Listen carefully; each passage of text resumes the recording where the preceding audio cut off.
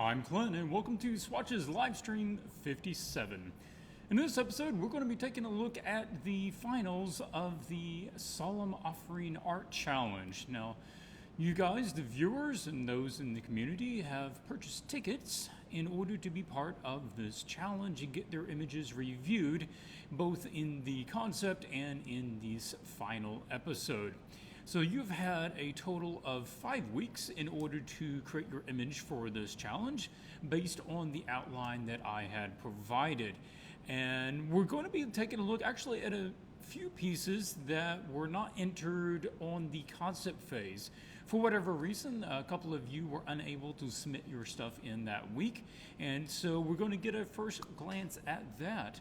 But before we jump into the reviews, we just have a couple of announcements to go through to kill a little time and allow people to join in live and make sure that the stream is uploading okay. And I forgot to double check something, but it looks okay.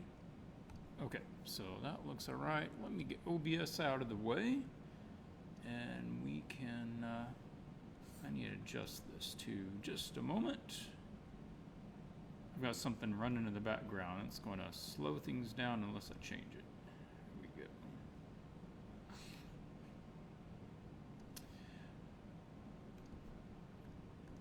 New update on that. All right.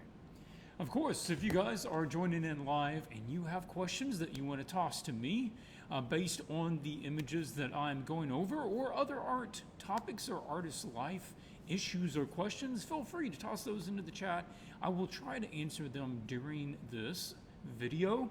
And do put swatches at the beginning of your comments so it will flag it for me and I know that it will be directed at me. Sometimes you guys get chatting away and I can't read them all while I'm doing the rest of the video. But I've got my water, I've got my pen and pad here. So I think we're ready to cover a couple of things. Okay, first is I will announce a new challenge in just a moment.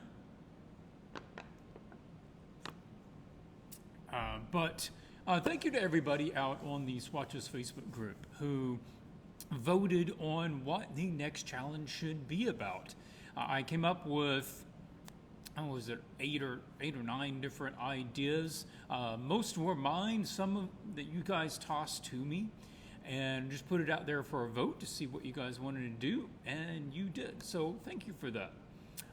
Milos says hello. Hello, man. Good to see you. Thank you for joining in. Thank you everybody that sets aside a little time on the Fridays to join in. And I'm going to reload this because it looks like that is going, that might be stuck.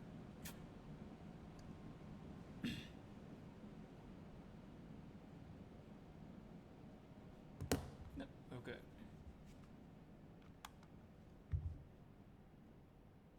Anna, welcome. Hey, how's it going?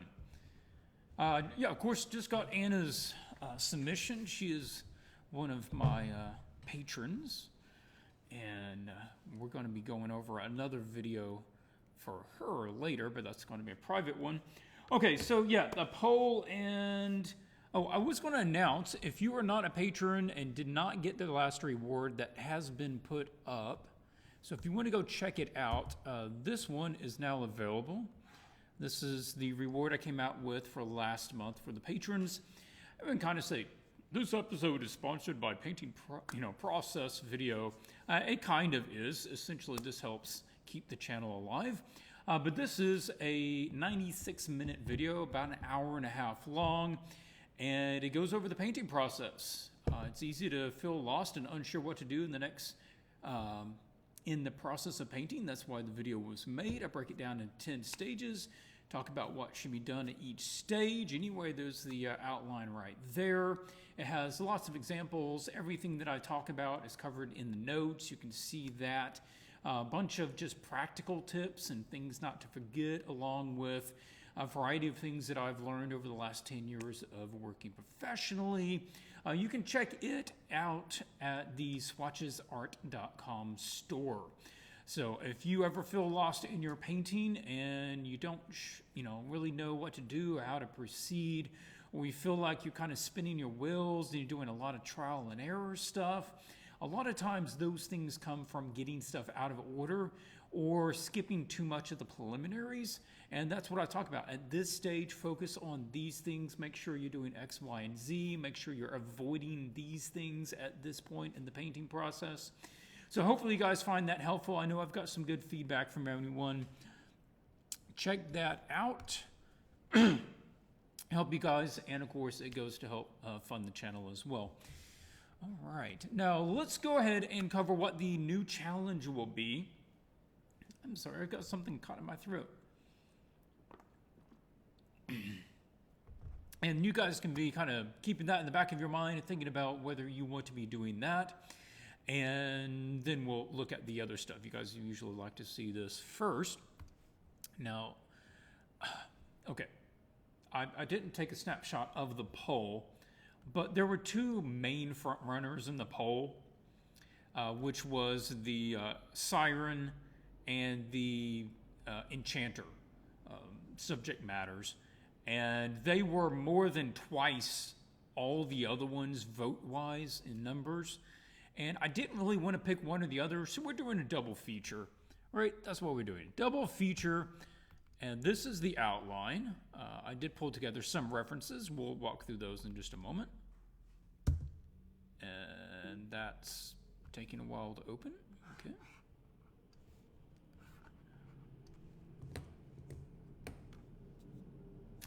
Okay, so here we go. This is a double feature. You get to choose one or the other. Don't try to do both. You'll spread yourself too thin. So one or the other. Same time-wise, you'll have 2 weeks to do the sketch and then 2 more weeks in order to do the final. Choose either the Siren or the Enchanter challenge. Both are full-color illustrations. It can be digital or it can be traditional, and it is pretty open for whatever your style is. So the Siren outline depict a siren from myth, female character, standing in the surf or on a beach during ominous weather. She should be beautifully alluring in a passive pose with long hair and draped in white fabrics.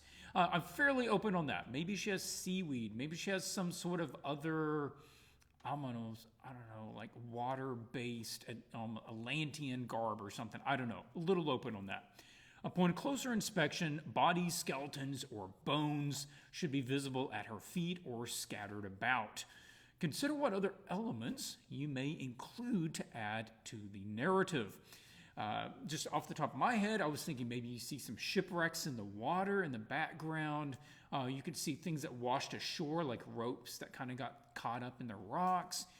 Maybe you see blood dripping from her fingertips, like everything seems fine, and then you just notice this red blood dripping off. Whatever helps to sell the narrative of how you're wanting to approach this. Remember, with sky being overcast or stormy, it will create diffused lighting, which will greatly diminish shadows. You'll always have, occlusion shadows, so that's an exception. There's a fly that landed right on the camera. Go away. Okay. And the overall contrast in the lit and shadowed areas. So remember, very low contrast between lit and shadow. There'll basically be a soft light coming from the sky, and then that's it. No harsh shadows on that. I talk about that in some of my other videos, so maybe go check those out. The Enchanter. Now this is one that's sort of backwards from what we normally do. Normally we focus on the character, and this one, it's almost like giving us an idea of the character without showing the character. It's showing the environment and the work of the character. Depict the work and the workspace of an enchanter. Think of a hardy work table littered with raw materials, tools, half-finished projects, scrolls with designs on them, or maybe even dirty dishes. The image could be a full scene, such as a table, items, a cat napping in the corner with sunlight coming through a window, or maybe it will just have a few items. It's up to you. Maybe you just want to focus on the one main thing he's working on and a couple of tools laying there, and you don't even have the rest of the table. It just goes off into nothing. I don't know. It's up to you. Good material rendering is important for this one.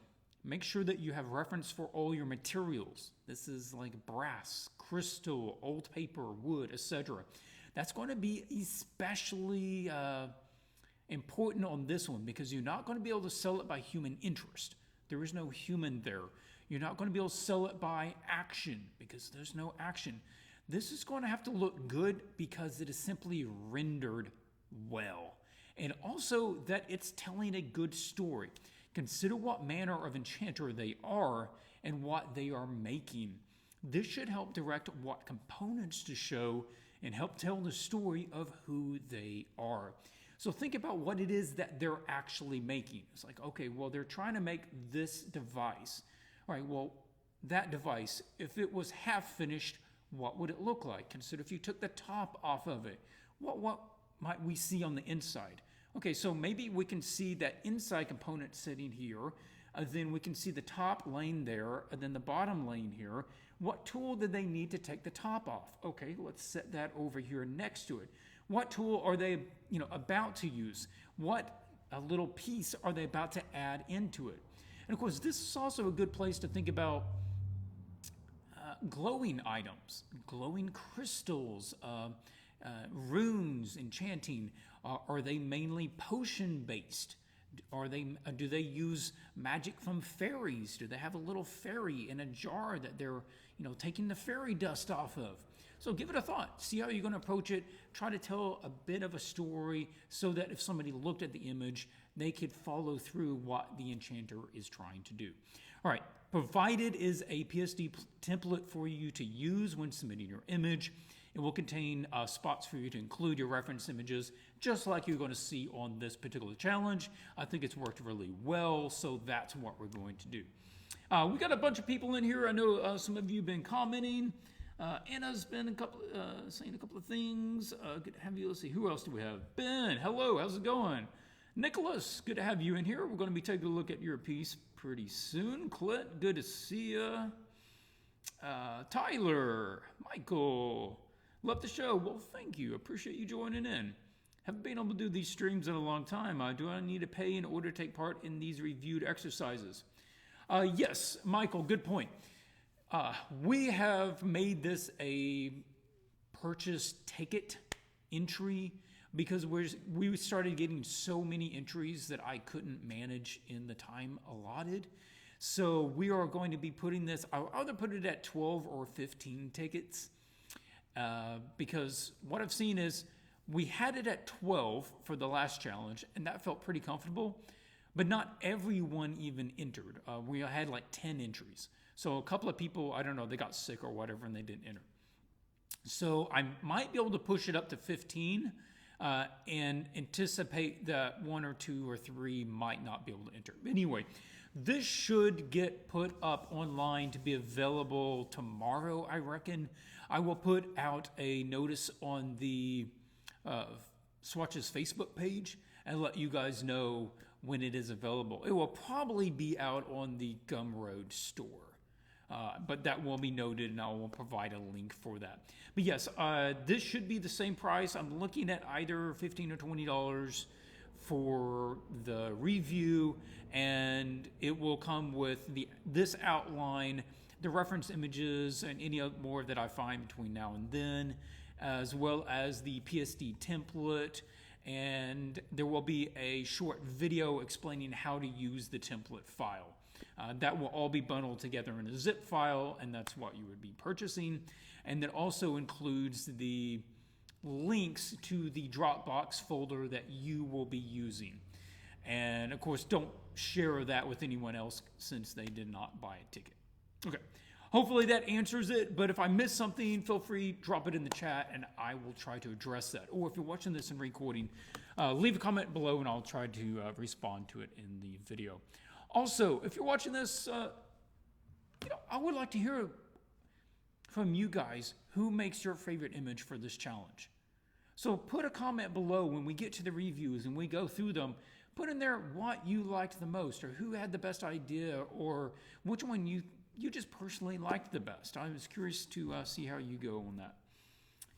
Okay, that works there. Let's take a look at a couple of the references that I will be including. This is the one that really spawned the idea for the siren. Apologies, I don't know who created this. I came across it online somewhere and it didn't have the name. But there you go. This is the image. I'm thinking almost like this, but think of stormy weather. Maybe she's standing in the wet sand. Oh yeah, also with the siren, I think I didn't read it, but there is bones or bodies or something, kind of almost like a second notice. You're just like, oh, wait a second. There's skulls sticking up out of the wet sand. You know, it's you think that this is a good, interesting, alluring character, and then you notice she's completely deadly. So like that, but stormy weather, maybe wet fabrics or wet hair, or something on that line. I thought this was really good as far as just the stormy, ominous sort of weather in the background, wet ground. Of course, the horse, not like that. We're not going to have that in there. This is a large scene I came across of a kind of a magic studio, alchemy studio room. So it can be really broad like this if you want to do like more of a whole room, or it can be very small and just a collection of little things on the corner of a table. Either is fine.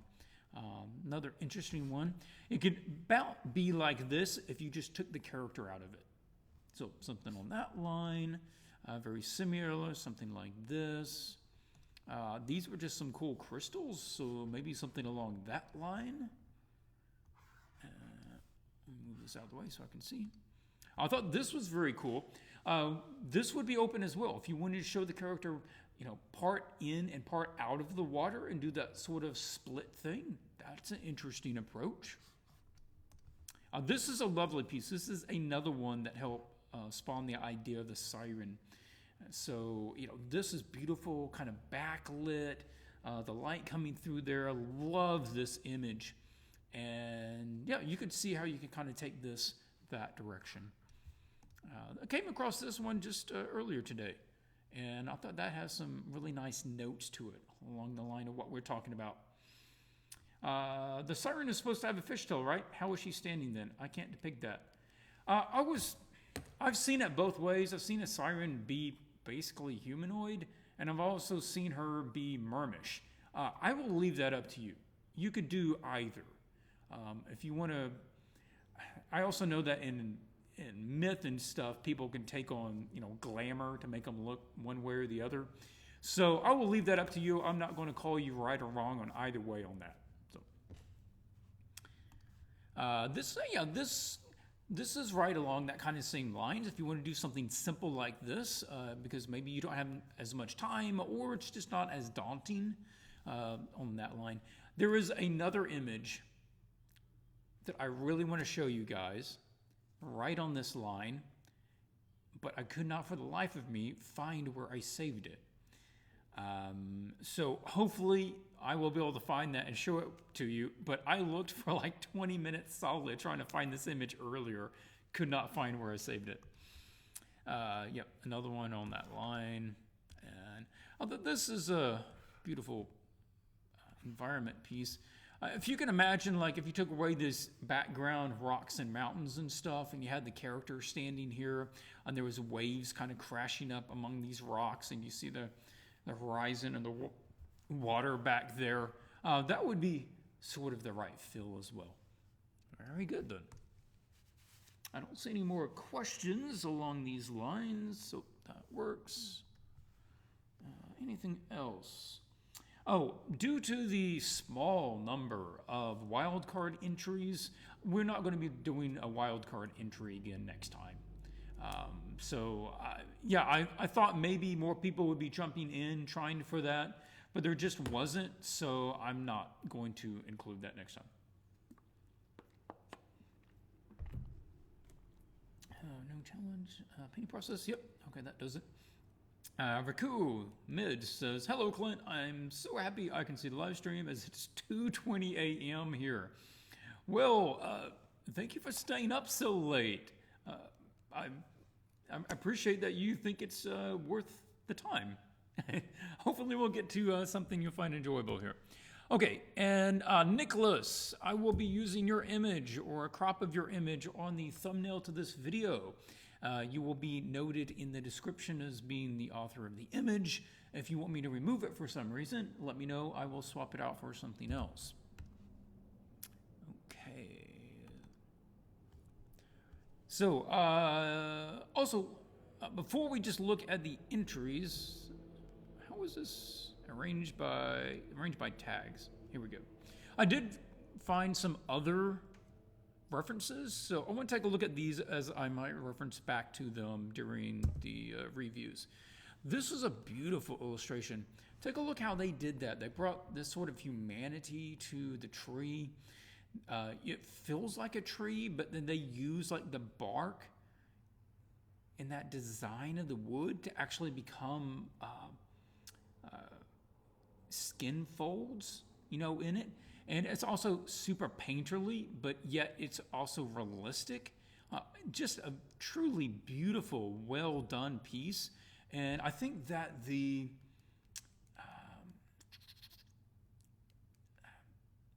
dryad character in our challenge could be handled in a lot the same way. So I was just want to mention that. Pankaka says, hello, Swatches. Can you recommend a book for learning compositions? Well, I feel like I would be missing an opportunity if I didn't mention that I have an ebook on the topic of compositions.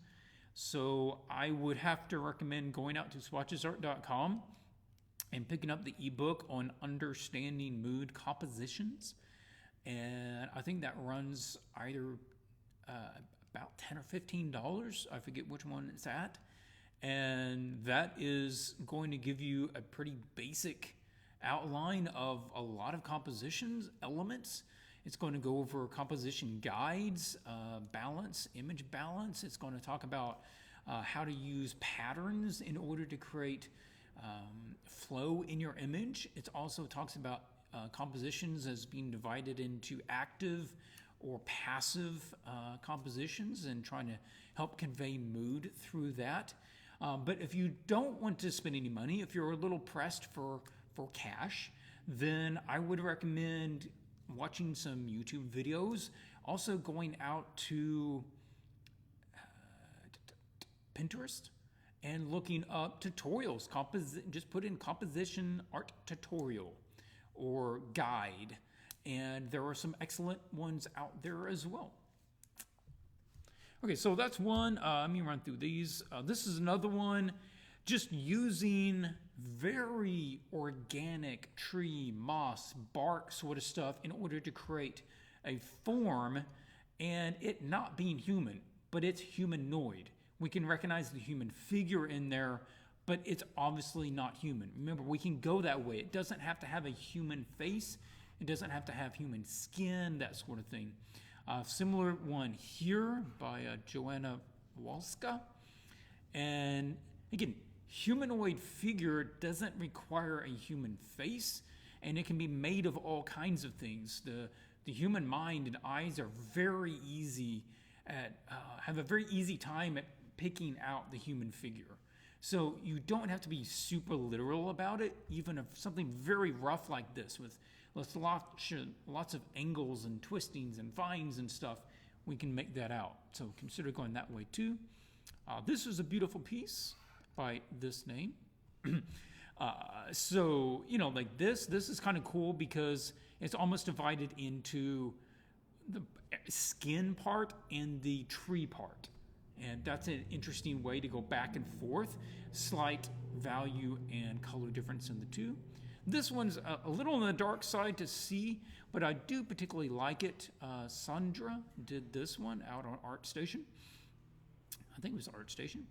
And you can see just the elements of like the wood grain and putting these leaves in the hair and slightly inhuman size eyes, that sort of thing, in order to just break it away from being too humanoid. And this one, check this out. This is absolutely beautiful by this fellow here, Polish magical surrealism painter. But the whole thing is just covered in moss. All moss. And again, you can see the human figure in there, but it has this beautiful form to it and beautiful lighting. So if nothing else, I love this image. Thought you guys might want to see it too. Oh, great. Swatches, thank you, mate. I'm going to get your book. Oh, you're welcome. Thank you for considering to pick it up. Okay, let's jump into these. Now, I have not done paint overs of these, but I have done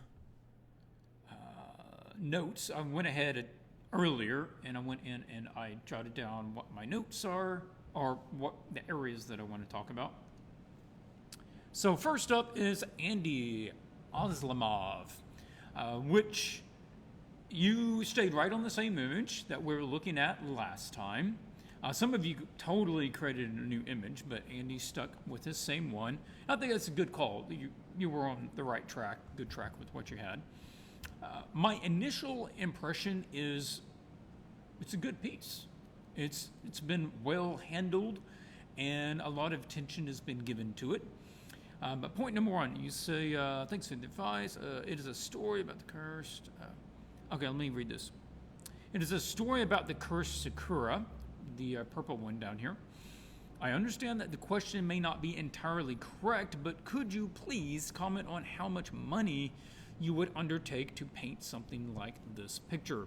I realize that a lot depends on the client, terms, specifications, and I know how to count the cost by the hour, but I would be very grateful for the approximate figures of your subjective assessment. If you don't want, you cannot answer. Have a good day. Okay, now, Andy, that's a legit question. And if you are getting into the industry, the question of money, income, and pricing is a one that it's hard to ignore. And it's also one that is difficult to answer. So I don't want to give you the runaround, but hopefully I can give you what I can give you. Some other way to say it. Let me move this down so I can actually see the chat when I've got Photoshop open. There we go. The issue of giving you a number on this would be like if I asked you, I want to buy a car, how much money do I need? You would ask me, what kind of car do you want? Because you would know that the answer to that is driven by the specs. Depending on the age of the car, the size of the car, the make and the model of the car, the mileage on the car, the accessories on the car, how far I'm willing to go get the car, how long I'm willing to wait in order to find the deal for the car, all depends. I mean, the answer all depends on that. So how much money do you need to buy a car? Right? I mean, it can be,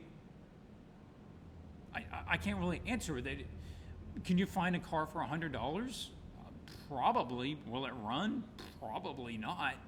Can you find a car for $100,000? Yeah. Is it worth it? If you pay for it. And that's where it gets a little sticky, because when we start talking about how much to charge, then we're setting aside the art aspect, and now we're talking about free market pricing, and that something is worth what it is paid for.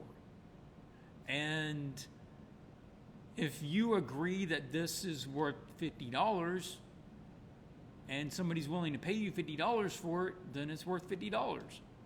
Now, do I think that maybe it should be worth more? I can, but that doesn't matter. That's what you agreed on. So, again, I'm not trying to give you the runaround, but if it's another thing, like maybe you want $5,000 for it. Okay, well, you can try. You could ask for that. And if somebody's willing to pay you for it, then that's what it's worth. But can you? I don't know. It's up to you. What I've found is that you're talking about, I know how to count the cost by the hour. I assume that you can kind of break that into a day rate. Then the day rate is a good go-to figure, really is. And you really shouldn't be working for less than your day rate. So what I mean by that, if you're new or if you haven't heard me talk about it before, what you need to do is think about how much money you want to make during the year, or how much money you need to make. What I make is usually a different number. How much you need to make during the year, and you divide that by, say, 250, because there's about 250 work days a year.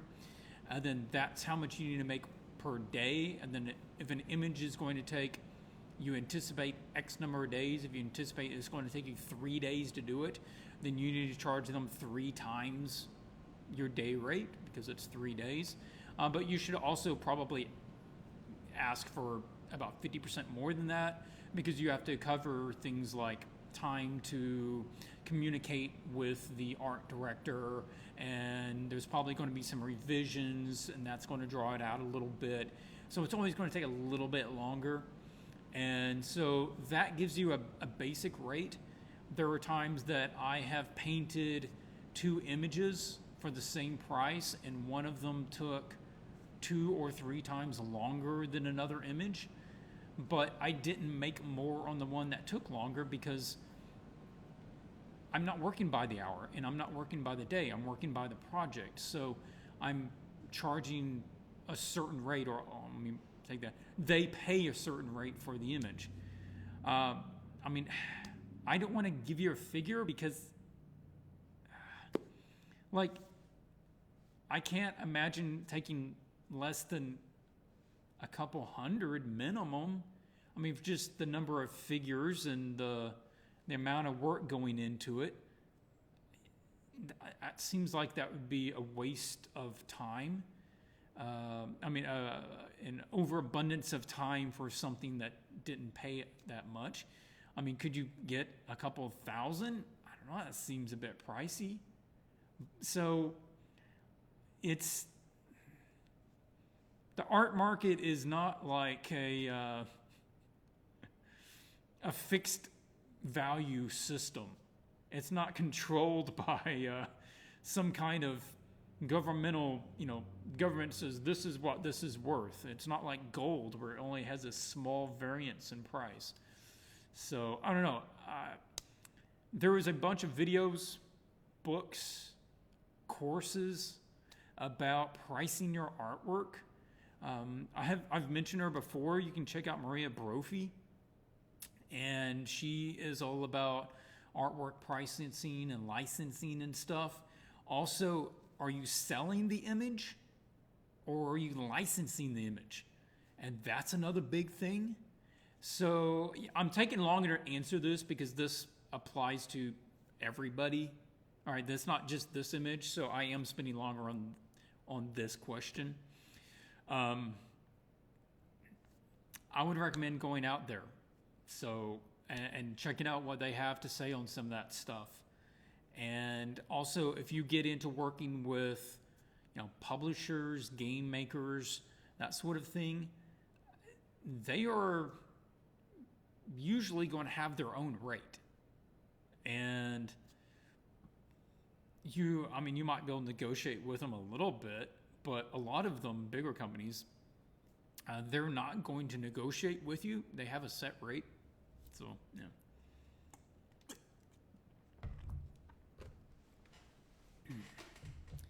Okay, so, I almost need to do a whole video on that, but kind of take your day rate and, variance a little up and down from that, but also think about whether you're keeping ownership or not, because if they're buying it outright, they need to pay you more, at least double, probably triple. So, number 2, you did a lot of work on this fella with his armor and stuff. I'm going to say that's really clean. That's well rendered. And I don't know if you came up with like a 3D model for that, because those are they seem pretty accurate. But that's well rendered. And the paw design, that's really nice. And you have that again over here on this thing. So that's cool. I was just going to say that it looks pretty good. Number 3 is their overall kind of speckliness to it.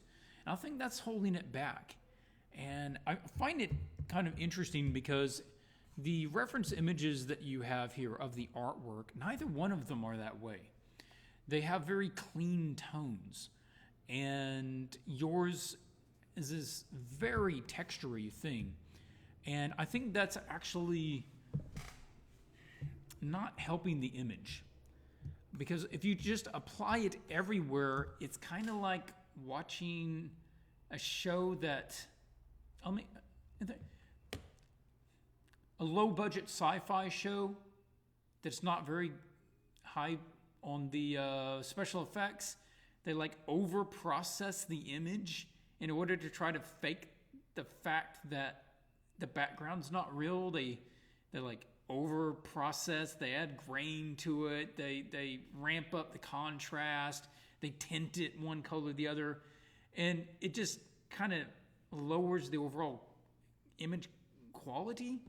So I'm going to say back off of the worrying about trying to make it look oil painterly, and think about some areas don't need to be as busy. Let me find this guy. So it's just everywhere kind of has this speckly pattern of just lots of little light and dark, light and dark, light and dark everywhere. And over on the character, they can have more detail. This can have more going on with it. She can have more going on with it. But like on this grass, we can soften that out, right? We don't need that to have so much little visual noise.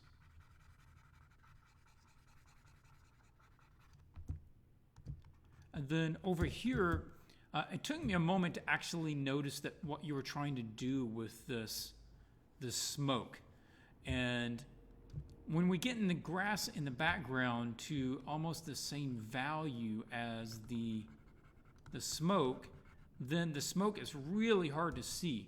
And that's one of those cases where you don't want the background having that little speckly pattern, because it makes the smoke's pattern just kind of melt into it.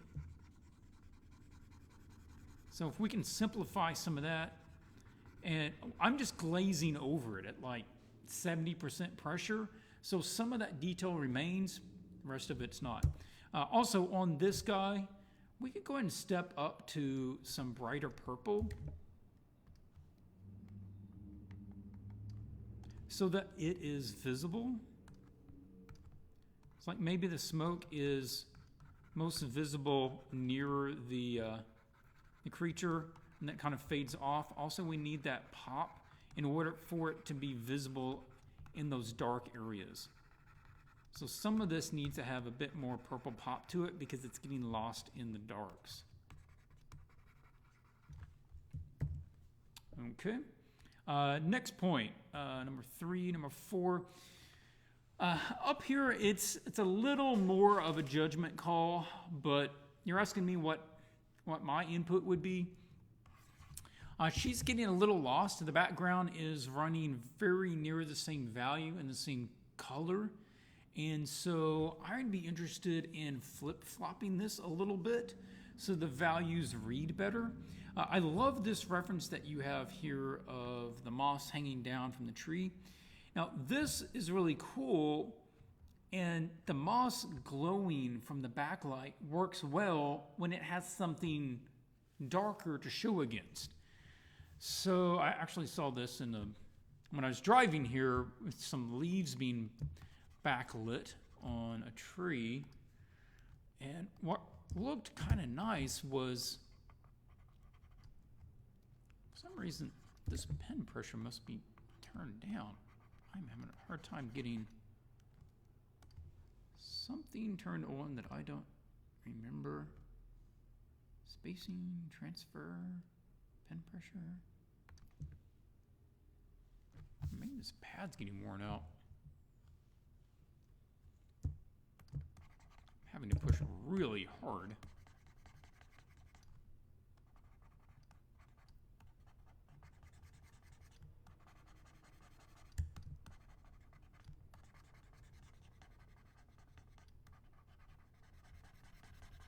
So she either needs to be a bit lighter or a bit darker than the background. And with the top of her lit, we can have the background kind of sitting in more of a medium tone that's softer. And that can just drift off into some atmospheric stuff. Then you can have that beautiful backlight hanging down here.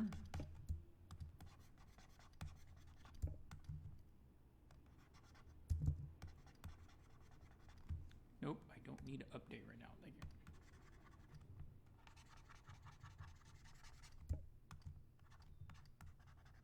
Remember, we're trying to layer this, so the stuff in the back, you can kind of see that.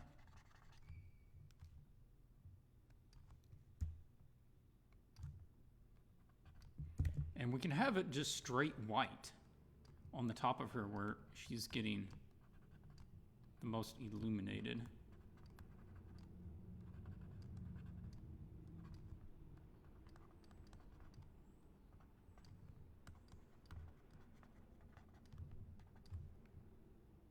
I would consider maybe something like that. Or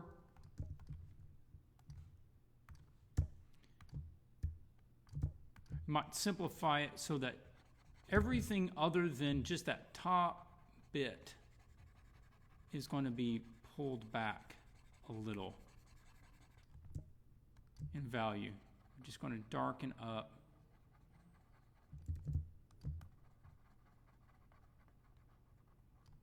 that silhouette and let that silhouette read a little bit better.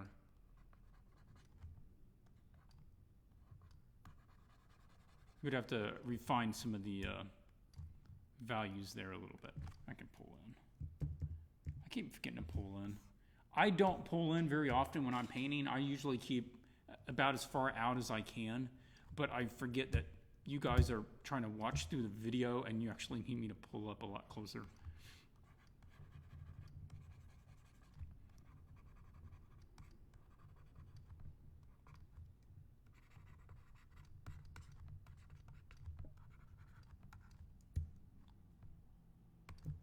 Now, if you want to do that, then that's where she would then have enough value so that you could go lighter with the background and she's still going to show up.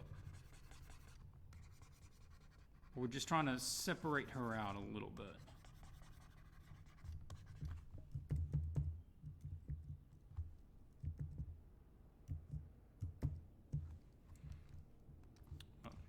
Along that lines, I think that looks good.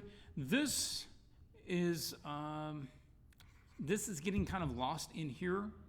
I would see about, I'm a little thrown with the white right now, actually, because it's so bright and it seems so full of life, but yet she's supposed to be really sick.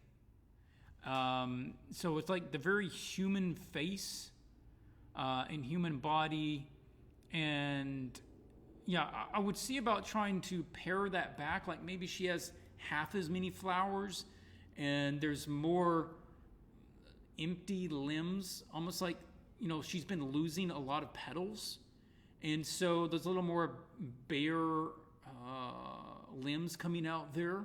And it looks like, oh yeah, she's not doing well. She needs help. And then you could see, get the idea that she's sick a little bit better. But overall, Andy, excellent piece. I think that was all my major notes. Talking about that. And thank you for joining the challenge. Hopefully you have, picked up something from this or found it useful. I do think that I didn't make a note on it, but you do have a nice little throne room back here with that big flower and these little characters. If you can just use some side light on them, you can bring them out a little bit. They were nice little figures, and that's a good pop to the background. So make sure that those aren't getting too lost back there, because they are kind of interesting. They're a good little second read to the scene. All right, that wraps it up there. I know I took longer on that one, but that first question was worth kind of covering for everybody. Next up is Anna. Now, Anna, I know you're in the comments, so if you want to toss me something, comment-wise, while you're getting your stuff reviewed, then feel free. Okay, now, Anna had a couple of different ideas. First concept that she sent in 3 weeks ago. Here, she ended up going back to the first one, or the design for that one, and kind of crossing the two of them. So I went with the first layout. People like this one the most. I had mentioned I kind of would rather see you go with the third one, but hey, it's your image. Go for it. Hope this is not a problem. Definitely not a problem. So, okay. First one, yeah, I was just going to talk about that. Closer to the realism. Still having issues pushing it closer to realism and quite aware of my saturation dependency. Yeah, that's one of the things that hit me immediately is this thing is really saturated. And we probably want to back off on some of that. It's just kind of over the top. What would be lovely is if that red could really pop, but that's only going to happen if it has more saturation than everything else. And right now the yellows and the greens are just very bright. So we probably want to try to find an answer to that. So number 2 is the character design. Let's talk about that first and pull in on her so everybody can have a nice view of the dryad. And nope, brush.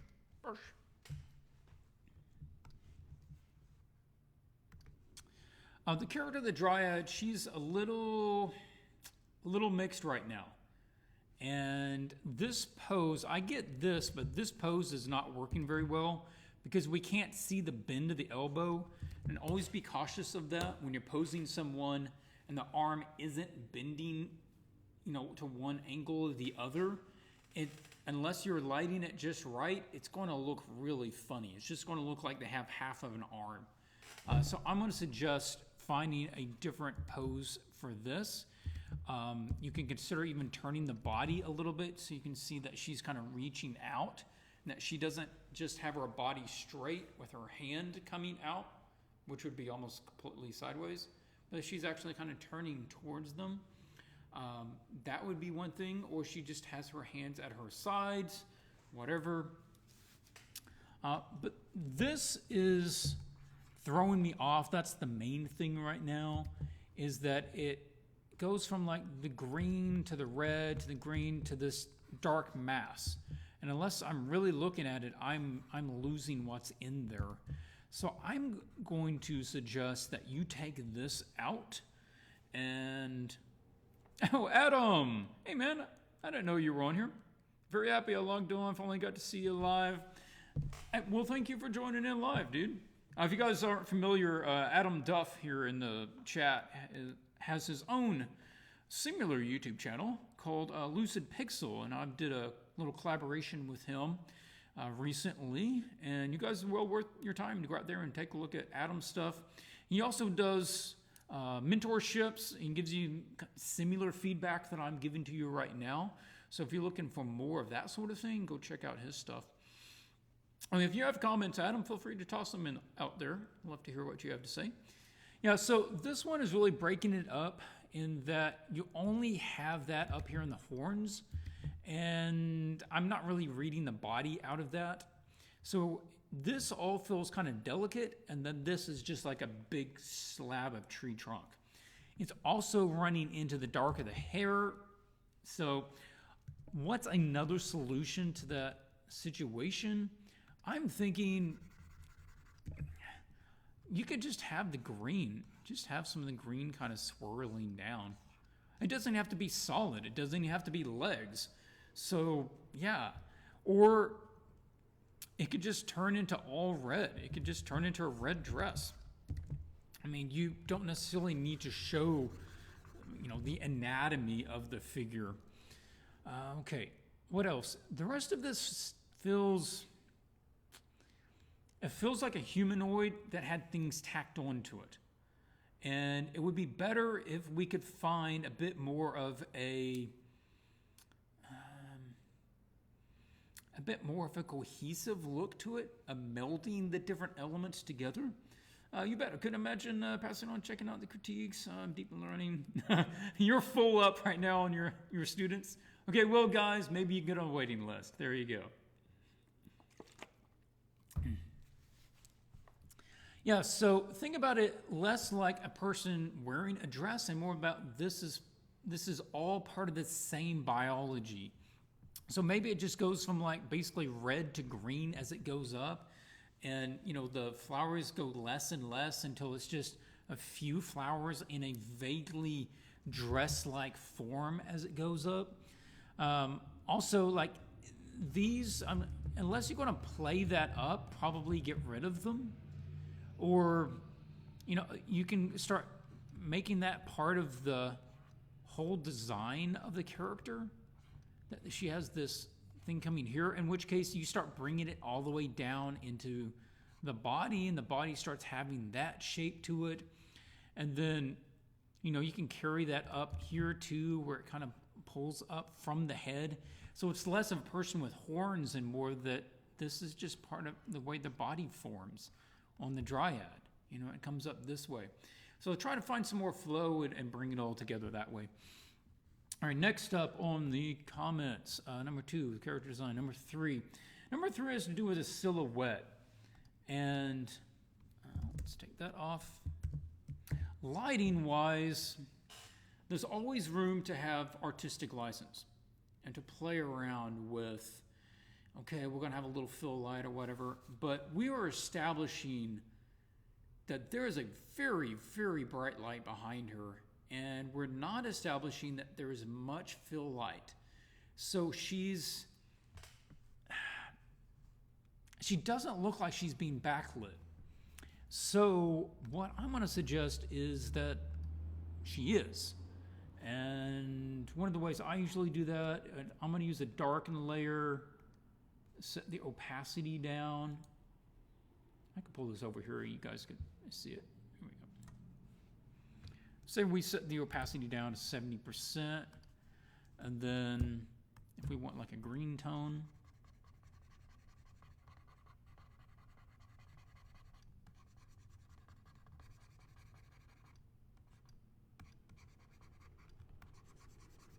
and it's just going to sort of flatten it out and allow it to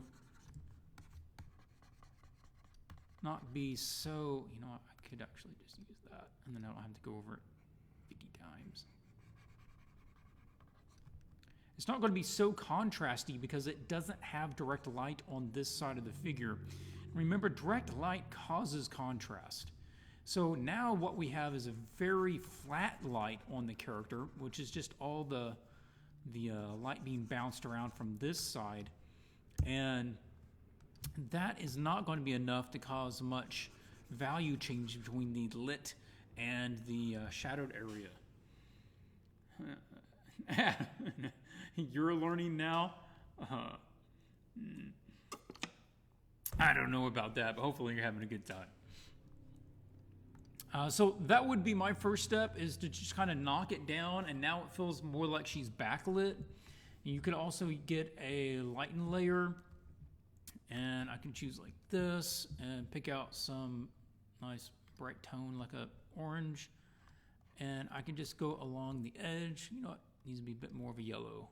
You have a super yellow tint. There we go.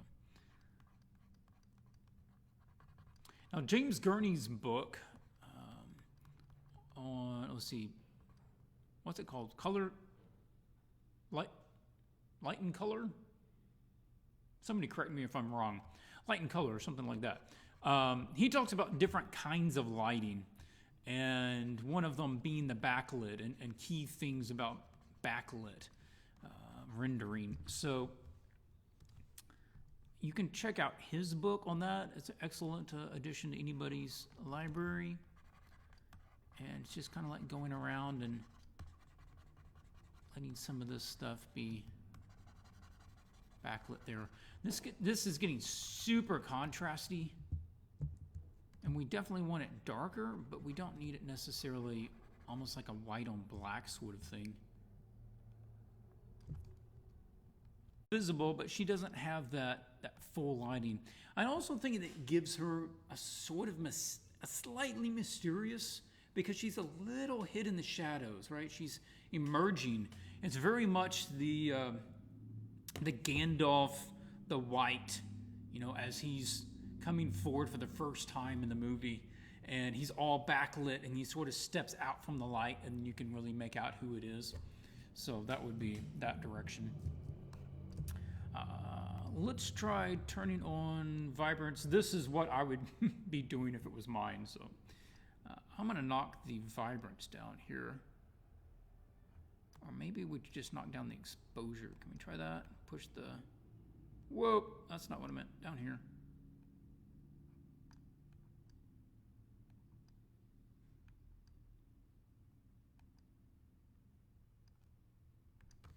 Okay, so I have a vibrance that is way lower, and then I'm going to inverse that, and then I'm going to use selection in order to come down here, and I want to select this light area. Now I am using the quick selection tool, which is kind of it picks out a color range based on what you're clicking, and you can hold down the shift key in order to add to the selection, and you can hold down the alt key in order to take away from the selection.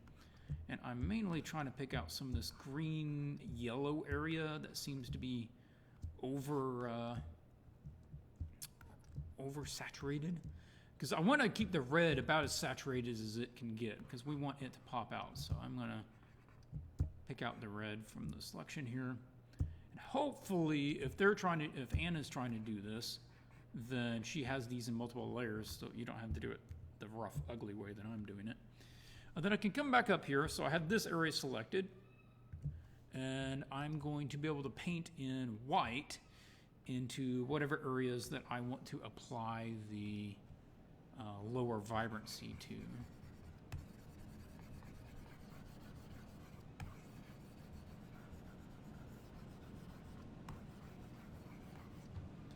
Okay, there we go. And you can just see what, I'm going to flip that on and off, and you can see what it just sort of knocks down the yellow. The yellow is just getting a bit much. Yeah. So, kind of like that. And, as I've said before, you don't always need to paint light. It's usually more important to paint the thing that is lit. Paint the objects being lit, don't paint the light. So in this case, that would mean, I need to deselect. That would mean this can be lit. Show this tree having light being put on it, and that can help tell kind of the form of this tree. And then that saves you from having to try to fake light beams, because you can't see light unless it's just lots of atmosphere.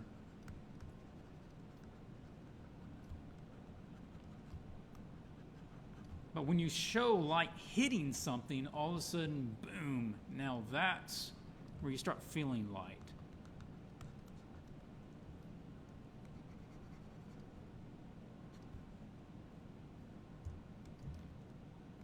This is another one where you probably want to continue that tone a little further back. And we just mainly keep it white up around the head. And just kind of ambiguous rock stuff going out of focus back there.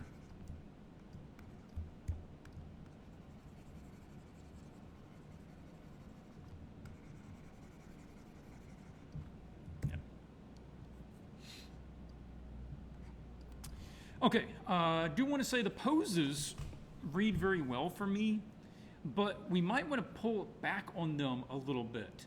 We're really losing this character down here, where she doesn't necessarily feel sick or ill. It just looks like there's somebody short next to him.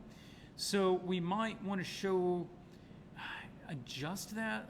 I'm thinking if they were a little smaller and we could pull back from them a little bit, then we might be able to read a bit more from their their body language that they're ill. I'm also thinking if there's some way to show that there's a, if she has a wound on her, if she's bleeding, that would also be a really good indicator. Now, Anna mentions also the foreground characters need to be lessened in saturation, right? Yeah, they do. And unless you are going to be introducing a secondary light source, then this darkened layer that we have here could really be applied to them as well. We could just pick something like that, and that could be applied to all of this, so they feel more lit.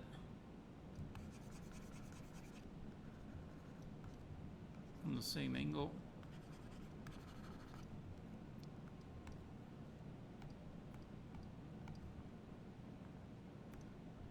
And of course, ear is getting light going through those that are usually super bright. We might get a bit more in the hand.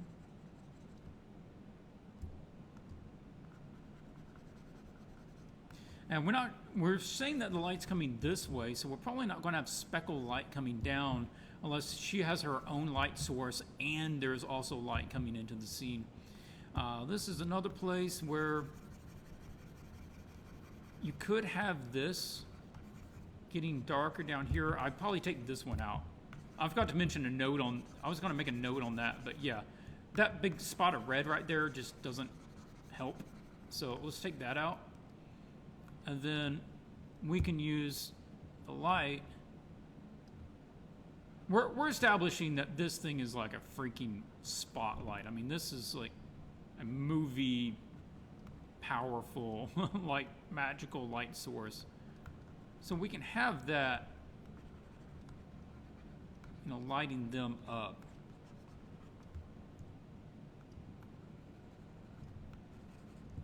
And we might have a cooler light source on the back side.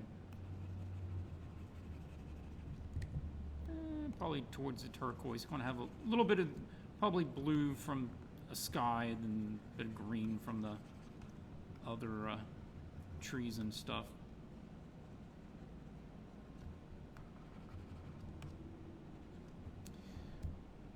But you were right. Like, I'm going to tone down most of the metal. Most of the metal probably going to be darker than that. But you're going to have a couple of pops of color in this.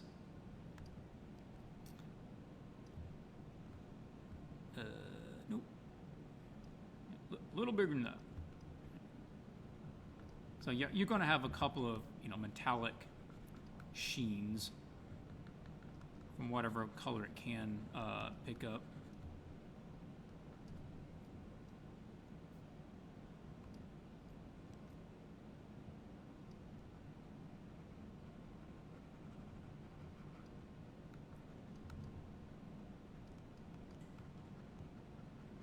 And those are going to stand in contrast of having a much higher value range and specular lights than the leather and the skin.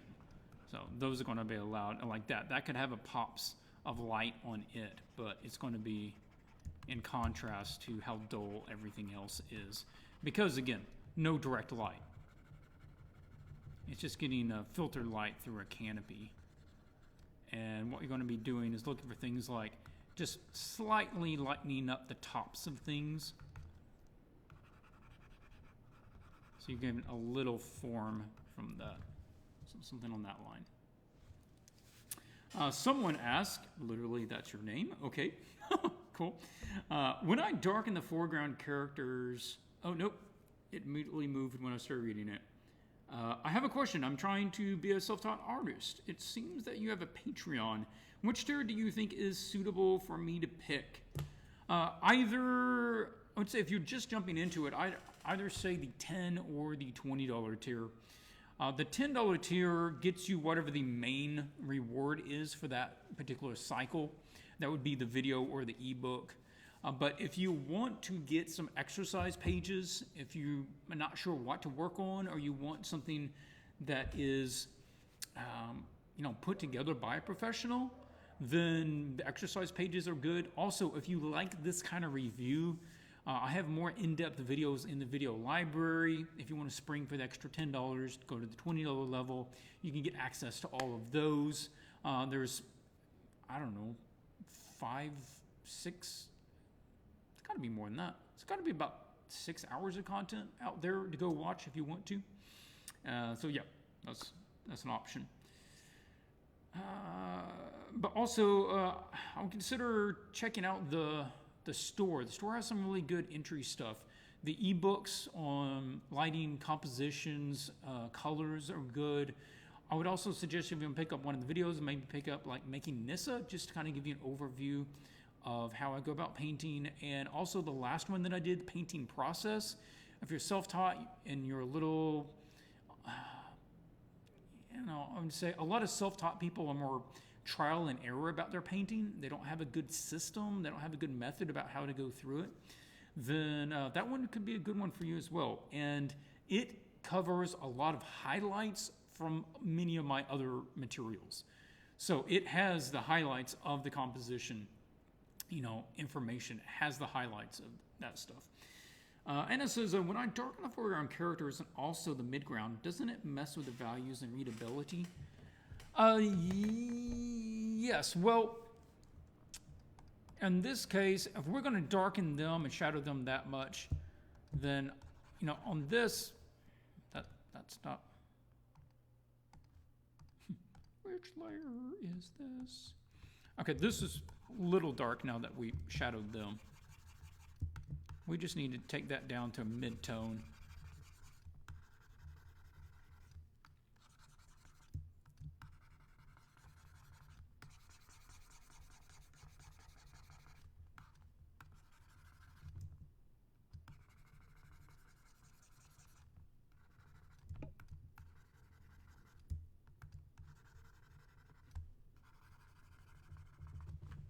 Well, something like that could work. Also, you could be doing, like if this is, I think this will even work better if you make this like a red dress.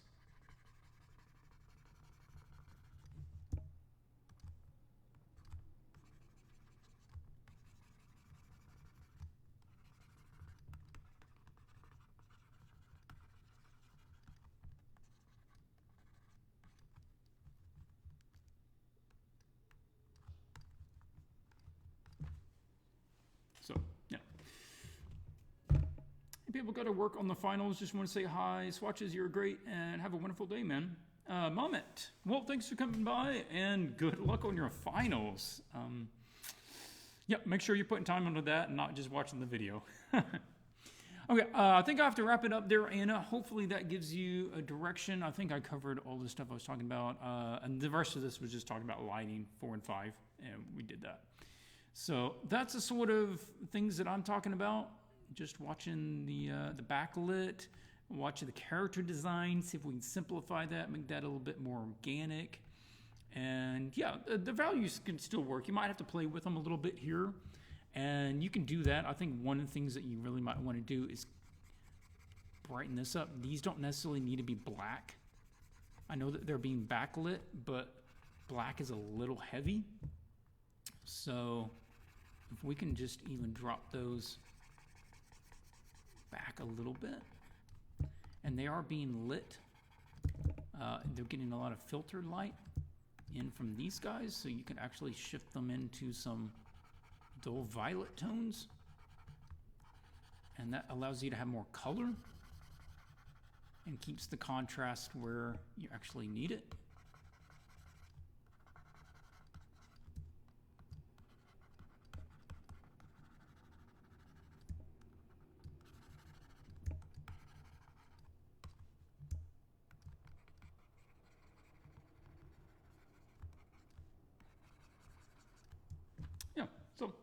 Yeah, along that lines. So we'll do that. Go ahead and save that just in case you need it.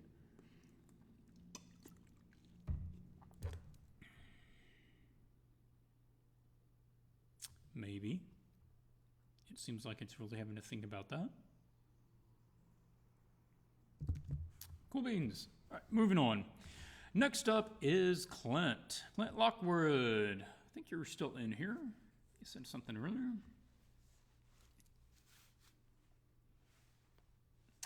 All right, so Clint, you had some comments. First point is from these. Really appreciate it. This box is so small. Okay. I think I lost control of my values and colors. It feels very muddy to me. It's a little on the muddy side, but it can certainly be worked with. And if we want to look at the values, I mean, this is the values as they stand right now. I can make out the scene. Is it super dynamic? Not necessarily. I mean, we don't have that kind of silhouette, thing here, but that's really high contrast. And we also don't have as dynamic of a value as we have on some of your studies. So I think we have to look back at this and think about what we can draw from those that's actually going to help, bring something back to this image. And values wise, I need to make one that I can actually draw on here. Here we go. Anna says, thank you so much. My character design is probably the weakest part in this image. I will try to work on that more. Going to go to bed now, watch the rest tomorrow. Have a nice weekend. You have a nice weekend too, Anna. And thanks for joining in. And of course, after you get a chance to work on it, please post it back out on the Facebook group, and I think everybody would like to see what you do with it. So value-wise, there's a couple of things holding it back, which is that this headdress and the color thing and the dress, they're all about the same value as the tree. So that's just getting her all of this lost in the tree. Whereas on these, you had like a really light dress, and that would actually help it make it stand out. Or we need to add more light to her or more light to the tree in order to start separating these. Now, you did end up making her very humanoid, and it's dry. It's kind of dryad in name only. Like, she's obviously not made of tree. She just happens to have some roots wrapped around her leg, and that's about it. The rest of this could easily be a costume. So, on one hand, I'm going to say she doesn't look like a dryad, but also this is the image you chose to do, so we're going to just talk about it as it is right now. One of the things I would say to consider is changing the value of the garment so that it's not so close to the tree. That might help there. Also, he is very close in value. His dark hair and the robe, and he's not being lit enough to bring him out from anything. So those are all kind of going together to make the values a little lost. Color-wise, it's kind of interesting. Like, you almost have a analogous color scheme with all of the green going on, but then you just have this red cloak and the red hair. I feel like unless you go in, and those are kind of discordant colors, because you go like all of this analogous and this one other color. And that's a legitimate way to make a color scheme. But what it does is it puts a lot of extra focus on that one color because it is discordant. It's unlike everything else. And so it, in a way, brings importance to those things. It's like, this thing is not like the rest. And those things aren't necessarily important. That cloak is not important, and the headdress isn't really important. It's just another piece of her attire. So I want to say consider just making this all analogous and shifting those over to the yellow, green, blue, green, brown, gray side and out of the red, unless you're going to really try to make the red things more important. Okay, not happy with the background. I thought I wanted a strong verticals to give off a stately vibe, but it feels unnatural. I tried more organic shapes, but found it hard to get them not to compete with the shapes of the throne. I would agree. Doing the more windy organic shapes would compete with the throne. I think this is a good call. I think having very kind of staunchly vertical trees can work just fine. You've got good examples here. On that line, one of the things that you could do to keep it from just being straight lines is having things break it up. Like what you see here is a lot of these have branches not just at the top of the canopy, but along the way. So we could have, do I have anything yet? So we could have branches that break that up, right? And we don't just have straight lines in the background. We have different spots where this, and they can be different color. Some of these are catching light.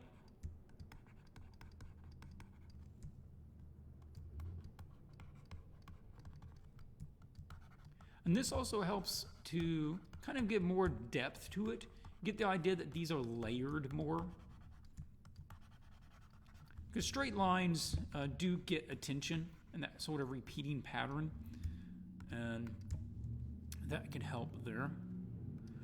We could push with a bit more value and a bit more color back here. I think you were edging into it, but you could even go further.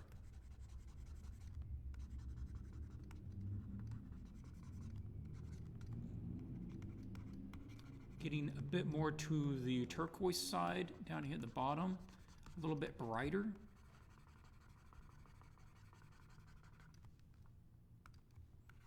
And then you see how really low contrast that is back there? I think we could take a note out of that page and do kind of a similar thing here.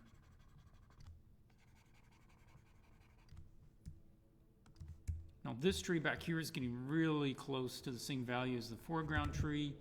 Don't think that's particularly helpful. So let's drop him back a little bit, values.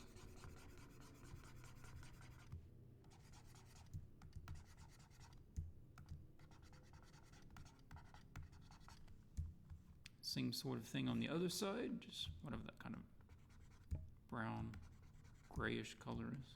Now this is particularly well done. I like a lot of the rendering on this main tree. You have some excellent shapes on that. There's good forms. You have the warm undertone. You have that cool light coming down from the top. I love that. Same sort of love needs to be added to at least these two trees that are the nearer ones. And we can kind of extrapolate that idea to the back ones. Whatever that blue tone is, really nice. And those can be used back there as well. That sort of thing. Well, the turquoise really works because you have already established that. Like, let's grab this. I shifted a little more to the blue side. So it can be like the same thing that you have up here. So it's not a one-off. We can continue it in some other places. So places lit not by direct light. The filtered light coming down from the sun is going to be that warmer tone. The stuff in the shadow can have more of this color. Also, it can be on this guy. Now, that might also be a good color to do this guy's robe in instead of red. He could have a little bit lighter of a robe, somewhere in that range. You could dull it down a little bit if you don't want it real bright. And then we could have just a little value of that kind of turquoisey color on the top, however that goes.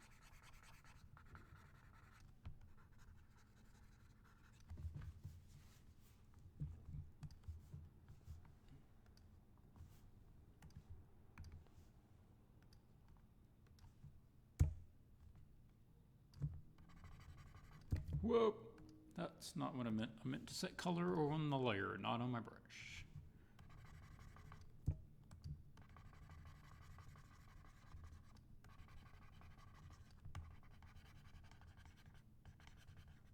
Just trying to knock that red out and see how that works. I think that pulls together to something a bit more,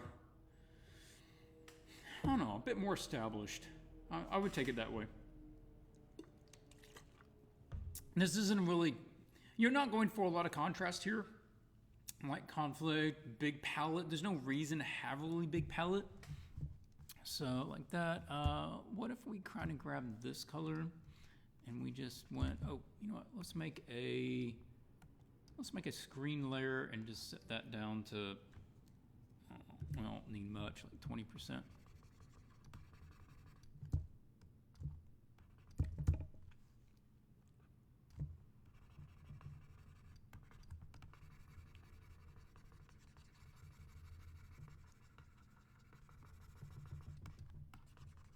I said, like, I totally lost that sleeve in there. That's a sleeve, right?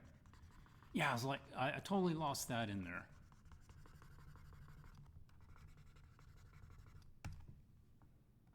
See that we set that up.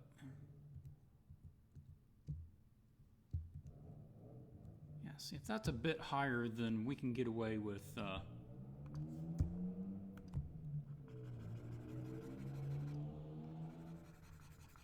letting that contrast some.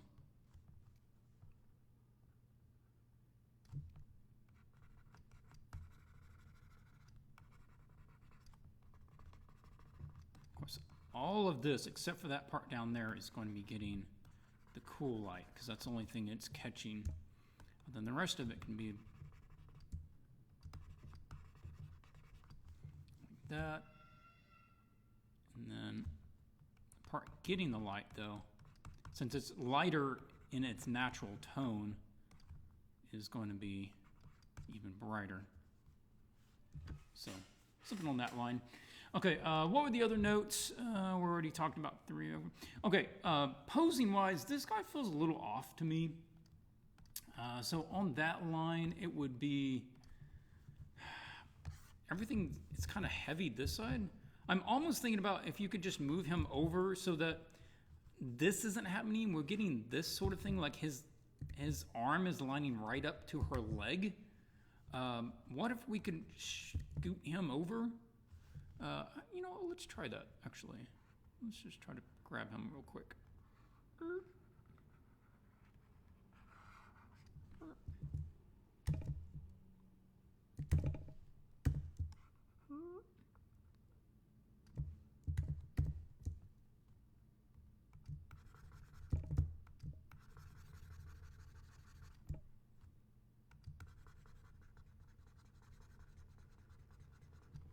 I'm not sure what the side of that's supposed to be.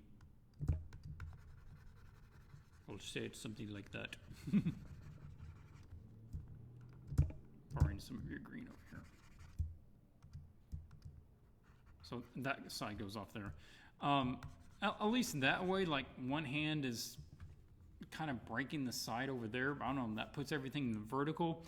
Another option is to off balance it, or balance it with something over here. Like if you're going to have him on this side, consider adding something of value, color, interest, just so that you have this pattern and something to balance him out on this side. So you have something in the center, you have something on the left, and then we need something on the right. A helmet, you know, some sort of interesting plant, a carving, I don't know, something over there that might help just balance him out. Number 5, oh, I did pull up these, which I need to put on a higher level now. There we go. The face just feels, the face and the head kind of feel a little, I don't know, they don't have a lot to them. It's supposed to be about this character, and they need to be the center of attention, but her face feels really flat. The pose reminded me a bit of Charlize Theron in the movie Snow White and the Huntsman. It's like, what was that movie? So like that, even just the white of the eyes, where obviously you're doing her very humanoid, so that would help pull it out. Or if she had glowing eyes, that would help. If you're going to do like the horn thing, it reminded me of Del Toro's design for the character in Hellboy 2. It's really getting into it. I feel like you're kind of dabbling in a couple of ideas, like you're dabbling with the idea of hair leaves, but it's not carried through anything else. And you're dabbling with, okay, there's some sticks, but what else can you, can we make it more artistic? Can we make it more cohesive? Also, the skin tone is completely the same. And if we're going to do this humanoid, then we might as well try to bring out some color, like some color in the lips, some color around the eyes, color in the eyes, along that manner. You'll also see, like on him, there's this really nice kind of like light to dark gradient overall. That's pretty cool. And on this robe, if she's queenly, if you're trying to give her more presence, austerity, then consider adding some designs into her clothes, some textures to the fabrics, that sort of thing. Can I ask, what were the guidelines for the exercise of the objective? I guess a dryad with a person in the foreground, something more specific. Yeah, the outline, I forgot to include that with the files here. I was going to read that to begin with, but it was to show two characters. One was offering something to the dryad queen, and she should be a dryad. She should be made of tree stuff, and she should have kind of a regal presence and in a somewhat throne-like beautiful setting. And who the character was that's offering something and what the offer was open to the artists. So, all right, going to wrap it up there, Clint. Hopefully that helps you out a little bit going forwards. I'm going to close that. Gilherm.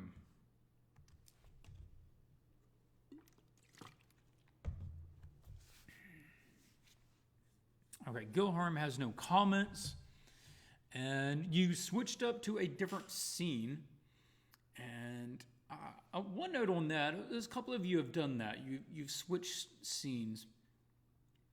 And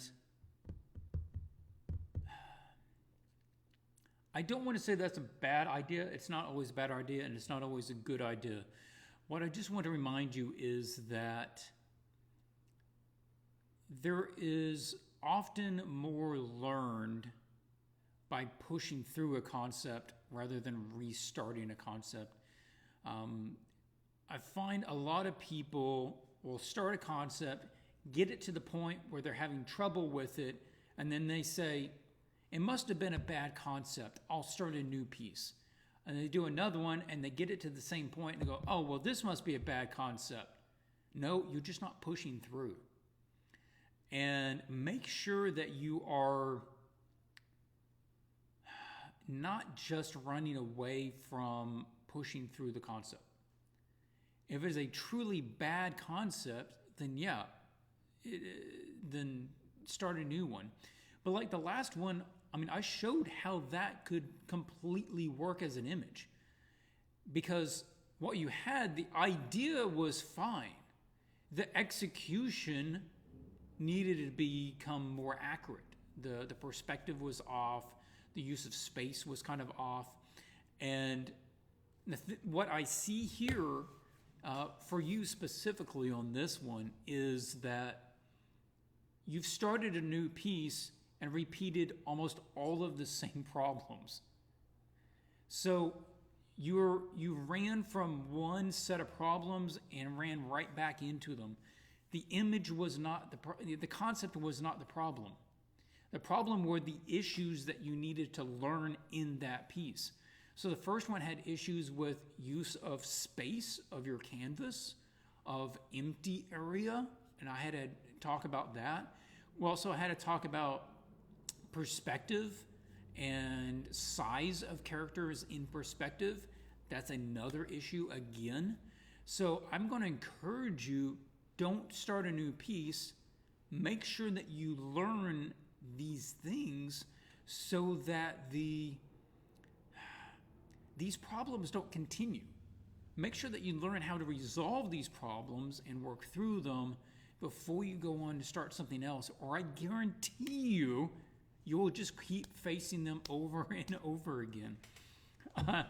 Anime Ninjas says, are those the four spirits from Princess Mononoke?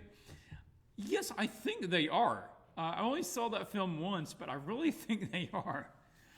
Cute little suckers. I love them, and if they just put a little plug in there for those, that's fun.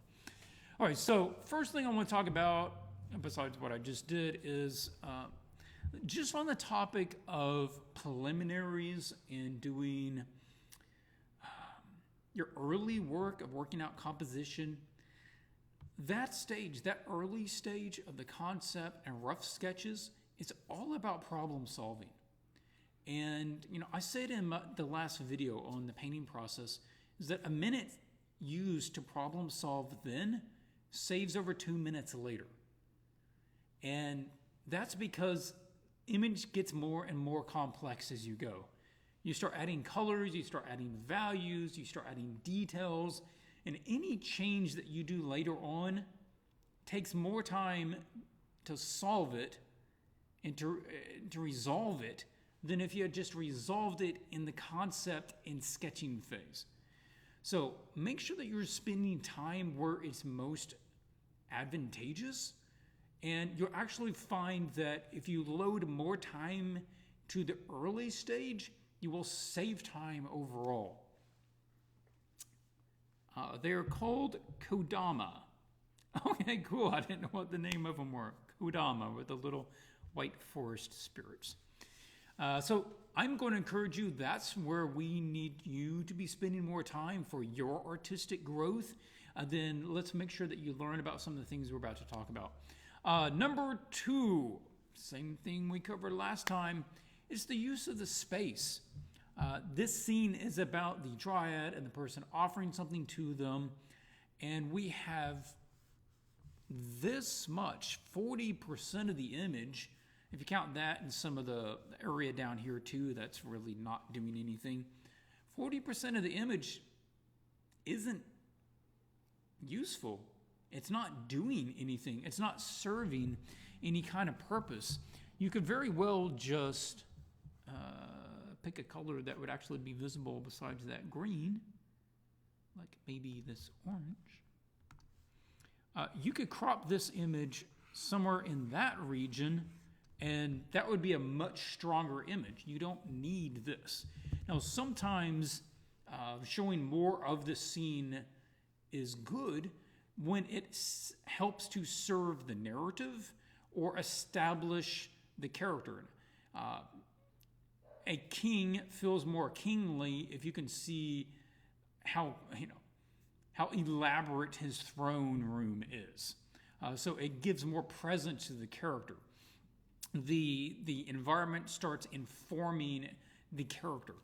In this case, it's not. The trees are super bare and don't have any particular function. So let's try to make sure that we're using more of the canvas for the focal points. Number 3, size and eye level. I didn't check it earlier. I didn't run the lines, but let's try running the lines and seeing what we get here.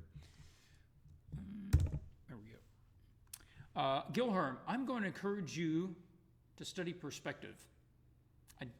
I think you are just eyeballing things, and you're not getting them accurate enough. So I'm going to encourage you to go back and make sure that you're studying perspective.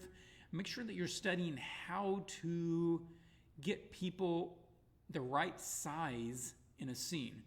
Because he feels fine in the scene, she feels fine in the scene, but they don't feel like they work together. So eyeline wise, I'm going to guess the eye level is about here. We don't have a lot of information. We seem to be looking up at this shoulder, but we seem to be looking down on him. So I'm going to guess, yeah, it's somewhere in this region, which means we can establish her, if she goes down and touches the ground, the center of her mass is going to be about there, or somewhere in that region. Then we can make a line between him, he's right there, and hers there, and that runs right over to the corner of the scene. So I'm lining these two up. That's where they touch the ground, their base of the ground, and lining them up to the horizon, running the horizon line right out there to the edge. Okay.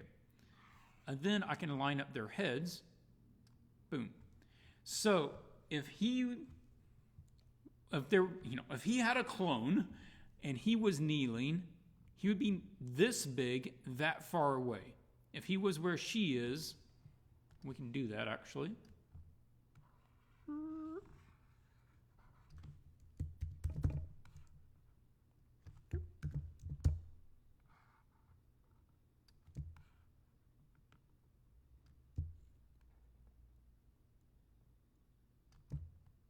So his feet line up to the same spot, his head matches the same spot on that line, and that's how big he would be that far away.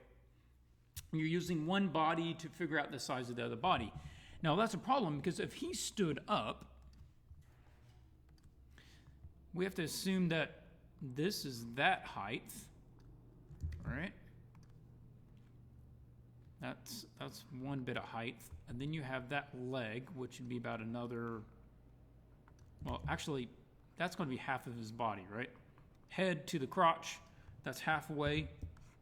And then if you doubled that, that's going to be down to the foot right there. Now if we, nope.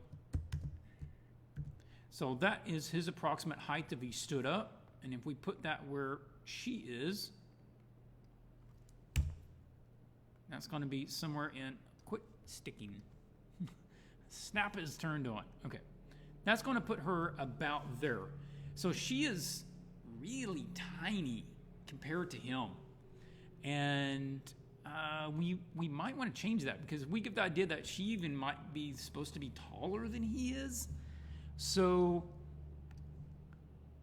make sure that we're keeping things consistent, not just to themselves, but to the other objects and people in the scene. Oh, I meant to copy that.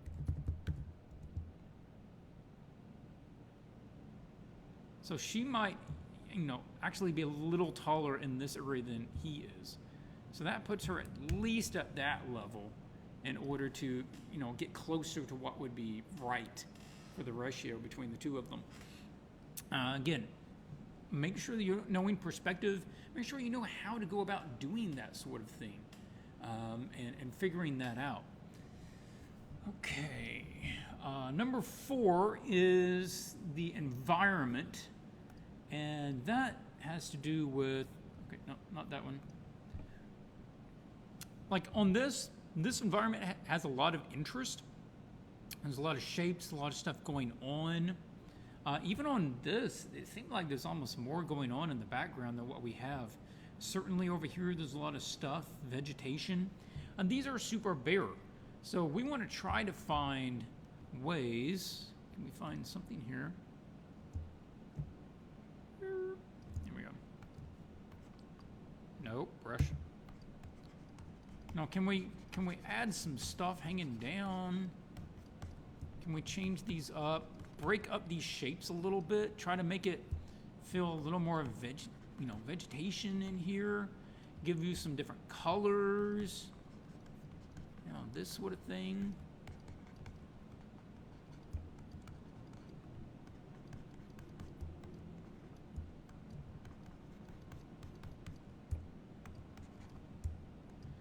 That would just help give a lot of interest to it. We're also lightening up this corner, which don't necessarily need. We can have light hitting them, but we don't really need to brighten that corner up because we can figure out where the light's supposed to be coming from just by looking at them. So if we actually have some shadow coming over this, then that helps put more attention back on them instead of on that tree. Maybe he's kind of shadowed there where it's kind of just catching him up on the top of his body. Yeah, and that makes it a little more dynamic, right? Gives it more visual interest, helps bring the focal point back to the focal point. My Alt key is sticking. Wants to keep going back to eyedropper. We can try adding stuff growing on the trees, right? I mean, like this has got all kinds of stuff going over here. You have like mushrooms and stuff growing off the side of the tree, giving you some other shapes. You can have like moss growing on it. And please push through and try to do something with the image, and don't just toss it because it starts getting difficult. That's really where you learn the most, is when you have to learn how to problem solve. And that's really what we are. That's what we do almost all the time as artists, is problem solving compositions, problem solving perspective, problem solving lighting and color and narrative issues. We're storytellers and we're craftsmen. It's a wonderful profession, skill, thing to do in life. It seems like a lame way to say it, but yeah, all about problem solving. Madao, you are up. What do we got here? Oh yes, I remember this one. Yep. This is, now, Madao had sent in a sketch. It had a different layout than this one did. Same general idea. He went with a dark root. I kind of talked about that last time. Yeah, it's not the pretty dryad that I sort of outlined in the brief, but it was such a good, clean, cohesive idea. I'm going to say, I told him to run with it because it was just working so well. And that's what we're going to be talking about here. And in this case, it's a kind of an evil dryad that is, taking a sacrifice. And this other character, the father or the older brother, whoever this guy is trying to kill the evil dryad to release the child. So, okay, number one, the pose. I'm not sure where you found these. Poser, maybe, program. This is a really dynamic pose. So I applaud the choice here. It says everything. I talked about the option. Of having him be in a kind of lunging pose last time, because he was just kneeling on the ground, and I thought, well, if he's trying to save the child, he's probably trying to act very quickly. And you found something that really encapsulates that. So, Nicholas says, problem solving sounds like programming. It's a whole lot like, why doesn't this work? Yeah, there is a decent amount of overlap there. I think from the outside, people often have the idea that artists are more feely and intuitive, and things just kind of come to them, and most of the time it's hard work and study and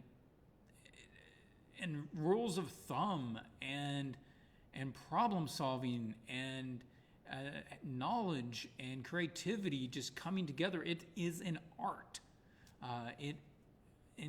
So it's this mix of creative intuition with learned knowledge. You don't want it to be all based on just guidelines and formulaic answers, because that's usually going to give you something really dull. But you don't want to just go completely out of the wall creative most of the time, because it's not going to have the believability, the realism that you need. So it's that learning how to work the art so that it's kind of a meld of the two. Yeah. Okay, so number two, the values. I think the values is one of the biggest things here. You've got this wonderful character in the background, and you have some wonderful shapes and silhouettes in the background. But frankly, it's getting very lost with how dark and muted this is. So like if we turn on the black and white, You see where a lot of this is getting very muddy. And I'm going to encourage you to push some of the lights. Even though this is a darker, kind of a night spooky scene, it really can use pops of light. Let's zoom up over here on this little reference picture. That's not a bad little reference for this point. But this is a foggy, a bit of a darker scene, but it has good pops of light that help keep things readable. And it keeps the silhouettes very easy to read. That's a pretty cool picture. Good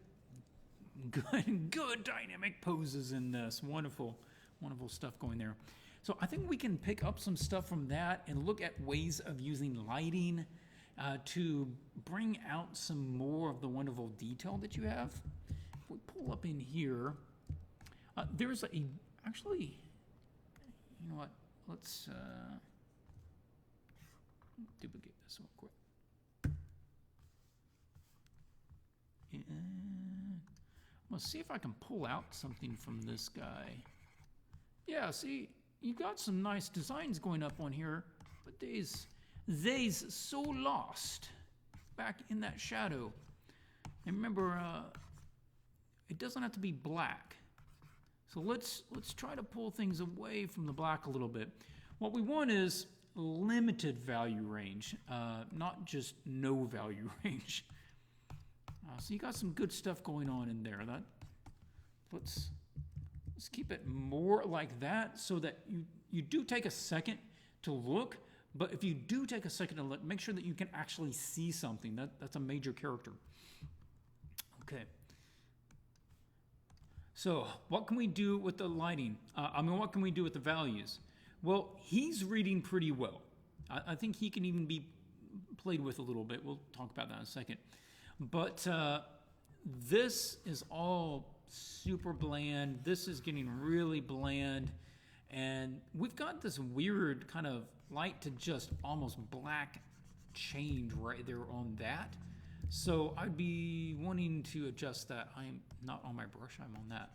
So let's look at a smoother way of trying to handle that issue. This rushing here, one of the things I did say last time was like, can we overlap something because everything felt very segmented? And I think that works really well here. But now we have the child feels like they're almost standing on this character. I know intellectually that they're not, but it kind of feels that way. Just with the way that the feet are lining up, and it's all just very heavy right here, and there's nothing here. I'm going to suggest we scoot Keto over so that they are just resigning more of this area, and that they are a little more clearly free-floating, and that's fine. Right here, we get this nice triangle composition of the characters. Right now, it's just a little too tight, so let's scoot Kiddo over so they're kind of using that space. Then this also keeps all of the heads at a different level. You're keeping that, which is good. That's a really good compositional decision to keep, a good triangle out of the head arrangement there. Okay, now what was next? Number 3 basically starts getting in. We're talking about some of the lighting, and then we want to talk about tree bark a little bit. Okay, so lighting wise, that's a normal layer, yeah. Okay, let's look at this one for a second because it has some good points. Like, look at this character back here. One leg is lit, one leg is shadowed. One leg has a medium shadow, this has a darker shadow. So it's all standing out very well from the background because on one side it's much lighter, one side it's much darker, and even in the shadowed area like this, I'm kind of talking about this character in the background having a value like this, where it's all very shadowed and it's dark, but I can still make out details of the character. Same thing like over here, some areas are lit, some areas are shadow, some areas have light behind it, help it make it stand out. So I'm gonna come over here. Something that's throwing me off a little bit, we have to talk about lighting. He's really well lit right here and here, and nothing else really shares that. His leg doesn't share that, and we just have a little bit on the kiddo. And it's the only warm light, and it's really bright, and it's only on one spot. So I'm okay with the idea that maybe there is a fire off screen somewhere, but we might want to play that down a little bit. That's really bright. So can we knock that back a little bit?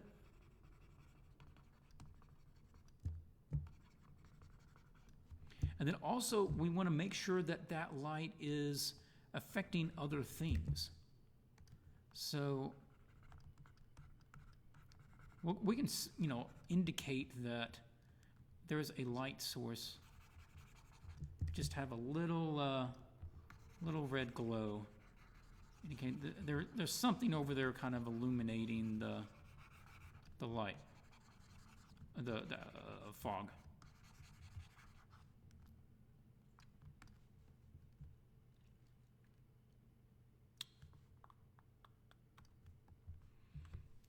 Nicholas is asking, who did the one of the harpies? I think it's that guy that I mentioned a couple of weeks ago that does all the orc ladies. I don't remember his Woo. That came to my mind. Something Woo. Bayard Woo. Yeah, there you go. James coming to the rescue. Yeah, definitely check out his gallery. Very, very good work. I've saved several of his images. Okay, so this is what I'm thinking. The same way that they pulled these forms out from the background, we want to do the same thing here. So I'm going to come over here and I'm going to grab this. And I'm going to grab the shape of this guy's form.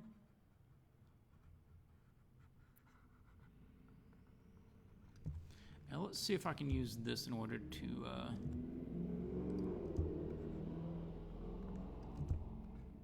sometimes this magic selection tool is really good, and sometimes it's like, what were you thinking? I didn't want that, but this time it's working really well. I used to never use this thing, but I've been using it way more now. It's really good for fast selections. Okay, so I've selected him, and now I can say warm light here, warm light here.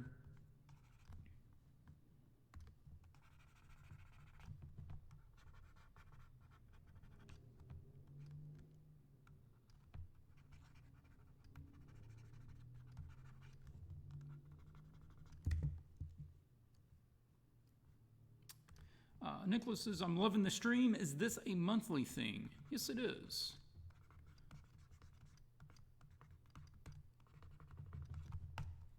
So what we can do is divide the scene basically between the good guy, the bad guy. The good guy has warm colors. The bad guy has dark, colors, cooler colors. Wait, not dark colors. Yeah, cooler colors, different color scheme. So he has this kind of warm light over here on this side. I really love some of these tones. I kind of want to use those over here too. Let go. And then on the other side, let it stay darker there. And I can actually let it go to silhouette there. I'm going to select the inverse of that. And I'm going to make a new layer, set that to linear dodge. And then I'm going to deselect all of this area. So I have the background around the character. Pick my big fuzzy brush. I like this blue fog. I'm going to pick something kind of the bluish green area. We can adjust it if we need to. And then knock that up. Let that bring in some more brightness. Again, like that, similar to that. So that dark silhouette is showing up. Boom, that's nice. Just letting that pop a little bit. Okay, go back to selecting the inverse. Now with that brightened, we don't really need it that dark, so we can bring that back a little bit now. We can also add a secondary light. The light that you have over here on that edge light, I think that's pretty dynamic, and we could run with that.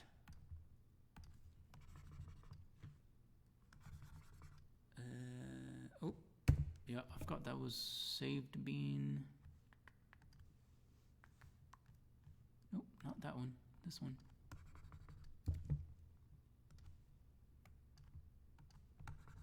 No, there we go.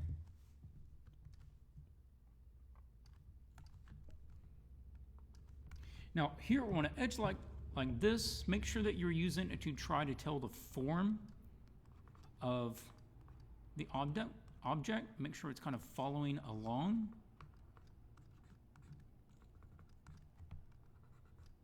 I'm not sure.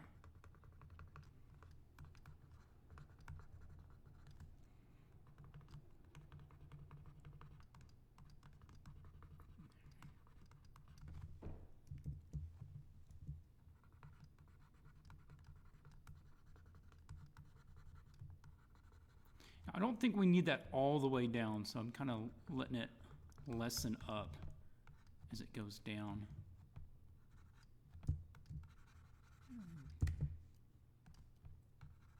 That's getting a little bright there, and then we can help pull that shape out. Yeah, so that's consistent. So you can kind of see that edge light. Same sort of thing for the kiddo. So the kiddo needs this edge light added to them. Help make them pop out. Now they're probably not going to be getting much of this warm light, maybe like the shins coming down, but it could work well that they are mainly silhouette. They're flattened out a little bit in silhouette, and they're kind of lit by this purpley light.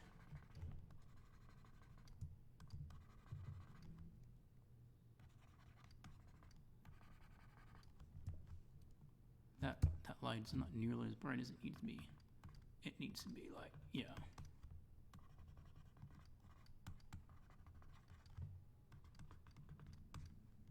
Something on that line.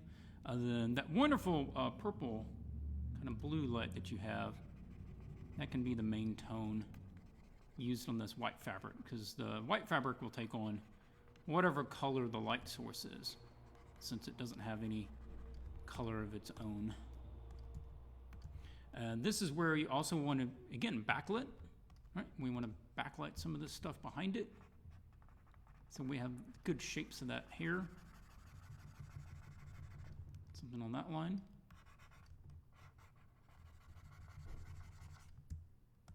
Silhouette of some of the trees and stuff.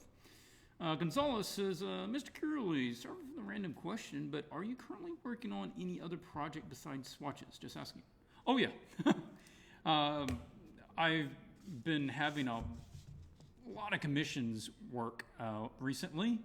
So I just finished 2 new images for Magic and 2 new images for Dungeons and Dragons, and I just finished a book cover for Simon & Schuster. And then I started working on a little personal piece. I was watching, I know we've got some critters out there. I was watching Critical Role last night and started working on a little piece of Caduceus, a little portrait piece, and I'll finish that up pretty soon and share it with you guys. I was just having a lot of fun doing him. But then, of course, working on Swatches stuff. Swatches, by the way, will not be having a reward coming out this month because it was all time spent on the commissions. But hopefully next month. I think I'll have the time because I've cleared off almost all my commissions, and I'm going to be able to do that. And Okay, in the background, we're going to take like a similar approach. I'm not going to spend very much more time on this, but essentially, pick out kind of some of these shapes. You've got some good shapes of trees and skeletons and stuff back here. And what you can do is just, get another layer and grab whatever, your green color or something and kind of let those pop a bit more. And don't be afraid of bringing more light into a scene like this. I know I've said it before, but it stood out to me when I first heard it. I was listening to the behind the scenes of the making of the Fellowship of the Ring movie, and director Peter Jackson was talking about lighting the scenes of the ring race as they're chasing through the woods to try to find Frodo. And he said, it's amazing how bright you can make night scenes and people won't even flinch at it. And sure enough, if you look at some of the scenes of the ring race up on in the woods, that they're really, really bright, but you just don't even really notice it. So on that, what you want to do is keep some of the silhouette nice and clear, and then let other parts drift out. So like on the bottom, instead of nice clear silhouette, just let that go into fog, and you can run into like some of your similar colors. Like that. And then some of this, if you wanted to get, kind of three-dimensional with it, you can have some sort of going, around the character, be a little artistic, with that. And then this is a wonderful light. You can have that either lighting the character up a little bit more, or you can have it maybe backlighting the character. I think probably on the character, look, and have it sort of coming through him a little bit, glowing on that line. So, that's a sort of approach. If you turn that back on. Yeah.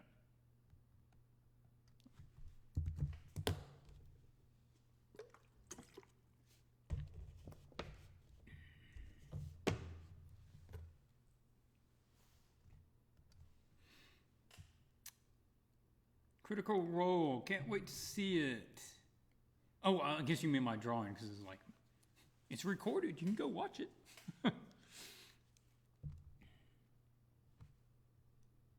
It's a little different style than I normally do, which is fun because I don't usually have to do that. I usually have to stick with my main style. I guess my commission style. All right, Nicholas. Of course, I used your image, and honestly, my first impression, what a lovely piece. It really is. And you had great little studies, very low detail, but you really worked out some dynamic shapes and values and lighting to the scene. And I feel like everything that we talked about and we went over last time, you did a really good job of addressing those. And actually, yeah, I added your image. I added your image back over your earlier template so everybody else could see what the thing was, because you didn't submit it in that way. But if you want to see where he came from, this is it right here. I can move this over. You can see the difference there. So he moved the guy over. He was getting lost in this shape, and I had suggested maybe moving him over so that he broke from the shape of this big, dark, and that would help sell him. Also, we needed more light and color from him to make him stand out. And we talked about breaking this up with some lights coming through the wood pieces and just bringing more interest and shapes into the wood, and then brightening her up and not letting her go so dark. And I feel like you pretty much nailed all of those. So your time was well spent. This is, now it's getting a little more nitpicky because it's not such obvious things. And let's step through what some of those slightly more nitpicky things is. First one, impression, I already said that. I think it works really well. Number 2 is just alignment with the character. Let me make a new layer. Grab me a brush here. She is getting a bit off kilter. If you want to know the balance of a character, let's pull in, everybody can see. If you want to know the balance of a character, then the balance of weight is usually distributed between the 2 ankles. If you take the 2 ankle points where they touch the ground, you take the middle of that, you're on a vertical line, then that almost always needs to align with the base of the skull, the spine at the base of the skull, because that's where your center of mass is, the center of weight or whatever. And because she's stationary, if you're running, then it can be off, right? But motion is carrying it. And so she just needs to be like, and skewed back a little bit so she's straight. But let's take a look at this. This is really well done. Beautiful shapes, very organic, but also very human. And you're working in some nice little details, extra colors, and good wood grains and shapes in there. So I really like that. I'm not going to go over the character design. I think that's working well enough. So alignment, number 3. Number 3 is this fellow here, that the overall values and colors I think are working just fine for him, but this is feeling not like cloth. This is very geometric, and that's really not how cloth is going to form. I'm going to suggest finding some other reference for this. Like this, I kind of buy that. And that's very well based on normal stuff, but you've changed this shape, and I don't feel like that this is the best use, because these are very straight lines, and you don't see kind of geometric straight lines in cloth folds. So I'm almost thinking like, can we have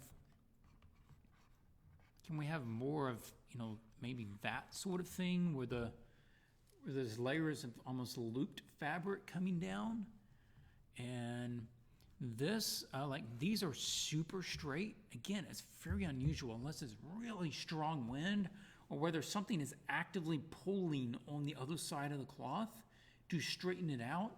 It's going to have a curve to it. So even on this one, you can kind of see where that billows up and it creates this sort of arc. You could have that here, a little arc here. Everything ought to be curving a little bit, one way or the other. And make sure that you're doing that. Now, we've got all of these really strong edges. I think that's the proper way to do it because it's nice and dense wood. But we can contrast that by the way that you render the fabric. The fabric is rendered in the same manner as the wood, which can easily happen when you're working with so much of one type of thing and you start painting another thing and you're going back and forth. They can get a little homogeneous. But here, see if we can't, that's not what I needed. See if we can't let that be a little softer. Remember, these are round forms. We're treating this, lighting-wise, as if these are hard edges, like planar edges, and they're not. These are all very, I want to say, organic curves, and we're not going to have the same sort of stark edges to them as we would have on a planar subject. And even on the edge, we could think about trying to soften that up a little bit and help to tell the surface qualities of this thing, that this is fabric and not wood. So something on that direction. Here, we're kind of overemphasizing how dark some of this is. So I would get this, set it to lighten.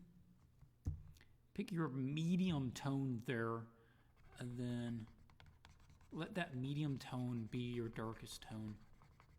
And let the dark tone brighten up as it comes back. We don't need quite that much contrast. on there. Again, this is little stuff. That's why I'm talking about it on yours, because that's where you are at the image. Yeah. Number 4. This is particularly well done. I like this. The flowers beginning to grow. They're well lit. I can read them even from a distance of what's going on there. The connection of the light to them is very nice. Number 4. This is a small thing, but this guy is kind of just standing at odds to everything because it's getting hid behind him. There is no idea of where it goes. It's like it goes here and then where, right?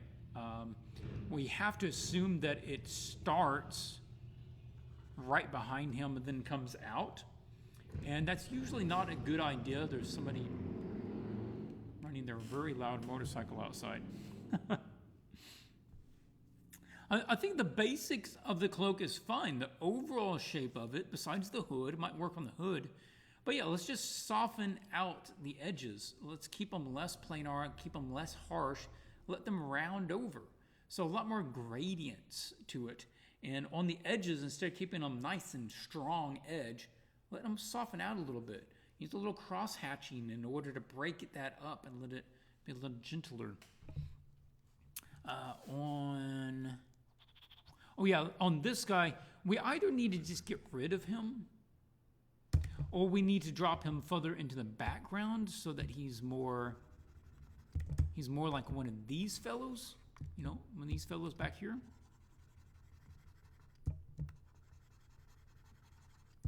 So that he's not as contrasty, and he's kind of a medium in between the background and more of the foreground elements. Or we need to be able to see where that thing is. That's the wrong layer. Or we need to see where that thing is going. Now, you could have it, if you don't want it just going through the whole scene, you could have it like going in between these two, roots. So we kind of show like it coming here, and then maybe it kind of goes down into there, or it splits off or something. We need to show it continuing somewhere. So some resolution to that just feels a little odd with it just sticking up right there. But I feel like you do need something in this area with this angle. It's a good decision to have it there, because otherwise we have this very heavy arc all the way through the image that just takes you down. Everything's at this angle, and we kind of need something to stop it there. So I would probably drop it more into the background like I mentioned a second ago. Okay, next up, number 3, number 4, number 5. Number 5 is a small thing, but it's worth talking about if you want to go further with the details. If we come down here and we take a look at some of your subjects reference, you've got these wonderful little guys going on here. And that is these rings. We've got all of these wrinkles, horizontal wrinkles. So the tree is going this direction, but we've got a lot of these guys. And we have a little bit of it on almost every tree. You'll see a lot of horizontal patterns or wrinkles where a limb is coming out from the main branch, the main trunk.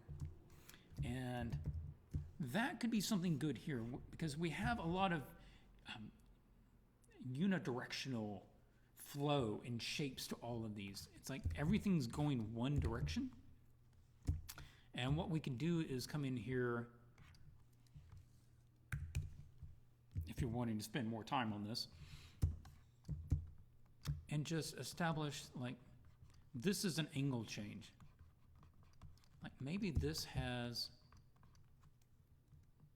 let's sit on lighten. That would be, there we go. It has just some, and it doesn't have to be everywhere. It just has some kind of the wrinkle patterns in there. And like when it comes up to here, again, it has kind of there.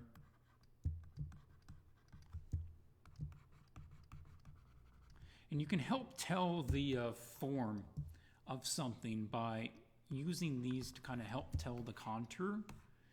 And there's places like up in here where besides just the big one, you're probably going to have the little variations, the little curves, where this is having to buckle a little bit.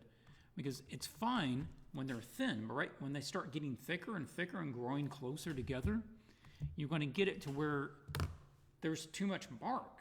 It's getting, where is it all going to go? And so it has to start crunching up. It very literally is a wrinkle because the surface distance is getting lessened, but the surface amount is staying the same.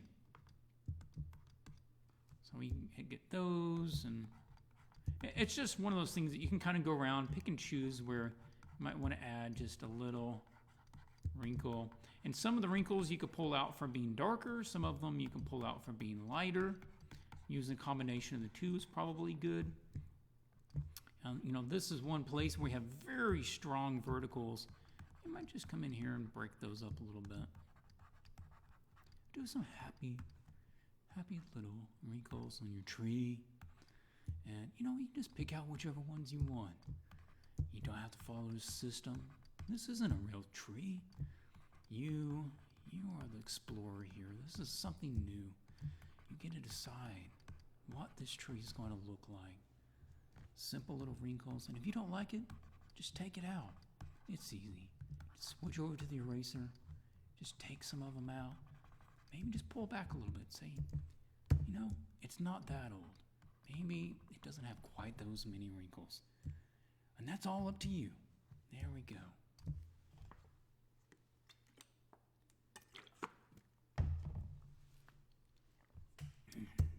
Now Mario says, I would suggest you reconsider the lighting on her face. The face in general is pretty good. If anything, you might want to darken just the chin area where that bounce light is, because we're not getting anything bright enough, close enough to give a lot of bounce light. I might just taking that down a notch. And that other side, this side is well lit, but that other side probably isn't going to be as lit. Just a little bit there.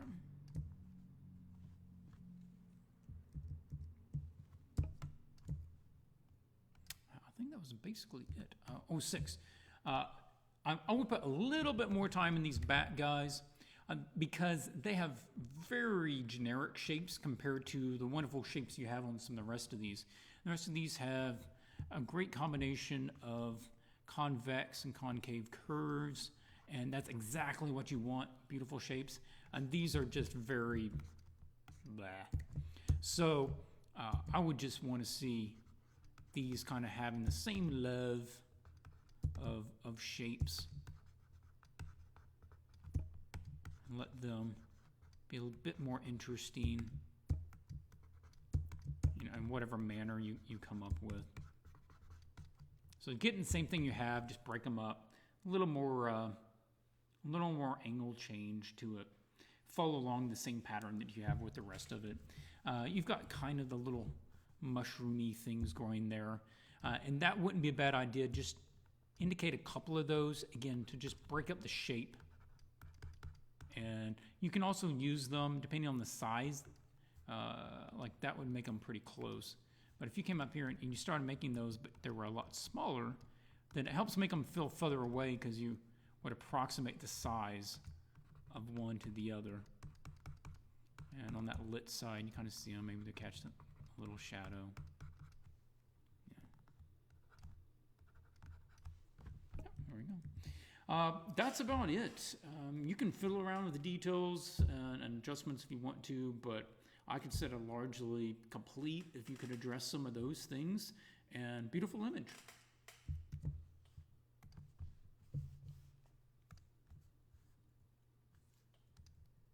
Reese's piece does not want to open. Come on, Reese. No.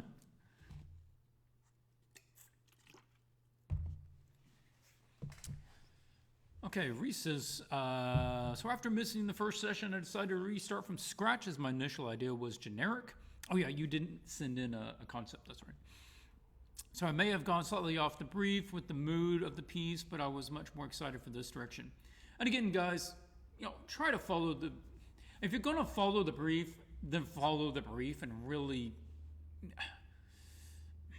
commit to that, but he's come up with another idea based on a lot of the same principles, and it's exciting him a lot more. So yeah, I kind of want to, I'll honor that too at this point. I'm not going to tell him to go back on it. But like on the pieces coming up, if you do get in the new challenge, you know, on the enchanter piece, okay, let me say it a different way. Try to follow the brief. It's not just I get to paint anything and I get to, you know, get it reviewed. If you're doing, you know, buy a ticket for the next challenge and you send me a picture of a centaur, I'll be like, I'm not going to review this. This has nothing to do with any of the things that I asked for. But this has a lot of the same elements. It's a dryad, it's a character, it's an, you know, some sort of offering or prayer. It's in the woods. They just went to the dark side of it. So hopefully that makes sense. First one up is values. The values is the primary thing that needs to be addressed in this image in order to really elevate it. And a lot of your studies, I think, show, and your references as well, show how to do that better. And we just need to make sure that we're getting that information that you've already kind of gone over and not losing that in the piece. So if we just switch this to black and white, then it's almost about the same because it's almost monochromatic except for just the orange stuff. So much of this gets lost. Unless I knew that was supposed to be a person, I wouldn't even know that's a person. And I think it's okay that a lot of this character is getting lost. That's the whole idea. They kind of lurk in the shadows. But this whole tree, we need more out of him. It's almost a character. It's sort of the third character because it takes up so much room and it's so integral to part of the storytelling that something like a tree in this instance really can be thought of as a character. And we want to make sure that we give it the same kind of love that we would give these two characters. So value-wise, we're losing too much to the dark. It just, when it gets to black, there's no more depth, right? There's nowhere to go from black. So that means it automatically flattens. This tree feels like a cutout. There's no volume to it. There's no interest to it. There's no character to it because it's just black. It's a hole. And we want to draw back from the black, bring back some medium darks, and bring back some color so that we can give it some character again. And that would be lovely. Here, we also need to bring back the character and make sure that they are more visible and understandable. And that would help the narrative and also connect into the scene. The composition is pretty good. I mean, I think you could jostle things a little bit, but that's not the main issue with this particular scene. And let's see. Values to yeah, we need to bring out the character. We'll mess around with the values in a little bit, but I want to make sure we talk about some of the rest of these. Number 3, this thing back here just isn't helping. I'm not sure what this is. I don't know if this is like supposed to be part of them or just another tree. I don't know. I would get rid of this. I don't think this is helping us any. The gravestone, you kind of have this thing going on. If anything, I would use the room to do more stones. Just make it more of a cemetery. And I mean, we could even have some more in the foreground, kind of utilizing this space. It's not really been used for anything. A couple of blocks or broken stones here, maybe one in the foreground, this sort of thing. That would help add to the narrative and make a more compelling scene. That was supposed to be his leg. On the creature, I thought it might be, but if we're not going to be able to tell that very clearly, then we just need to get rid of it. I think it's just fine. This is enough of the character to know who the character is or where they are. Unless you're going to show them kind of like wrapping up, this way. Let's ditch that. Okay, number 4 is. Oh yeah, number 4 is kind of about the environment. This is such a wonderful tree. Yeah. 4 is the environment. Even on the sketch, this felt kind of more lived in. There's more going on, like this one over here. It's got all of this moss and vine and ferns and vegetation going on. And we could really use that on yours. We've got a little of that. Give me this, a little bigger. We can have, I know, stop. We can have like stuff growing on the trees. That's really common for a big tree like this, is to have like moss and little ferns and stuff. Also, we have vines here, which is excellent, but we can continue that elsewhere. We can have other vines maybe hanging down, in this area, again, kind of making that character more obscured.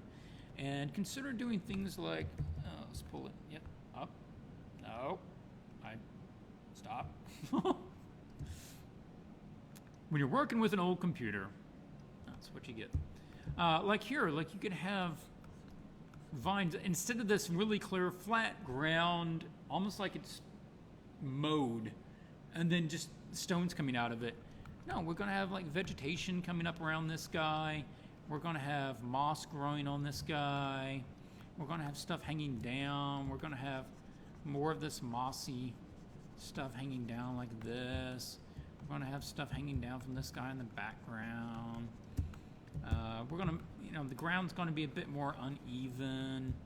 We're gonna have some plants, kind of back here, sort of breaking stuff up. Adam, got to get to the sack, but a huge thank you. Well, Adam, thanks for joining in, man. And hopefully we can collaborate again soon. I know last time my schedule got I was really jammed.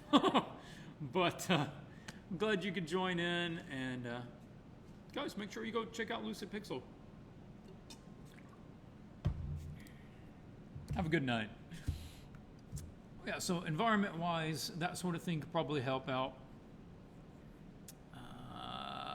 Yeah, okay, so now let's talk about kind of taking the values and just where to go from here. Now, I copied this tree here that's had some nice shapes down here in the roots, and I pasted that here.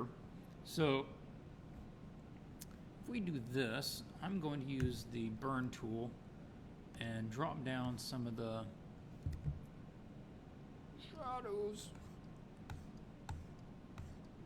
shadows of this guy here.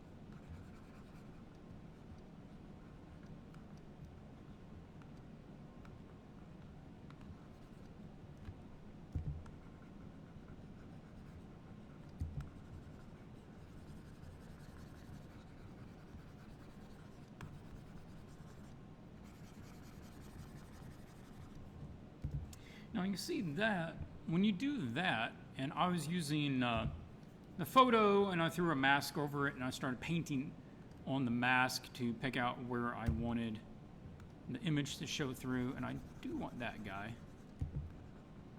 Let's bring that guy back in.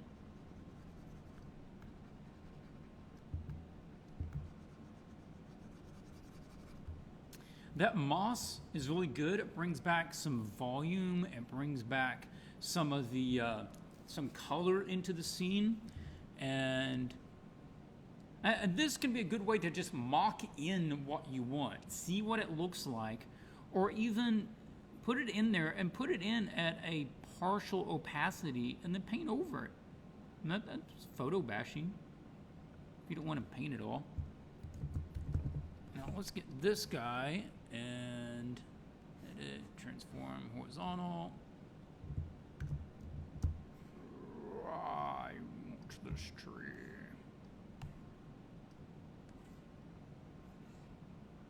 I feel like he's kind of doing this sort of thing.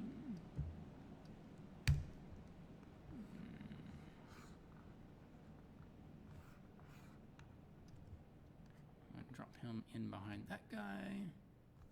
Well, actually, hold it back out here for a little bit. I do want to get it a little closer to the value. It's all too light there, so we can drop it down. Even in that range, it's going to be better.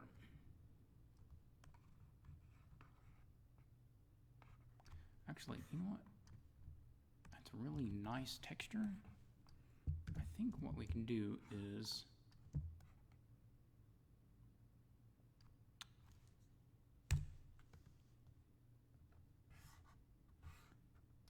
I'm gonna have one going one way and one going the other way, and then like this. And then what I can do is come over here, and I'm gonna use my magic selection, and I'm gonna select the dark area for tree, and the computer is having a hard time catching up.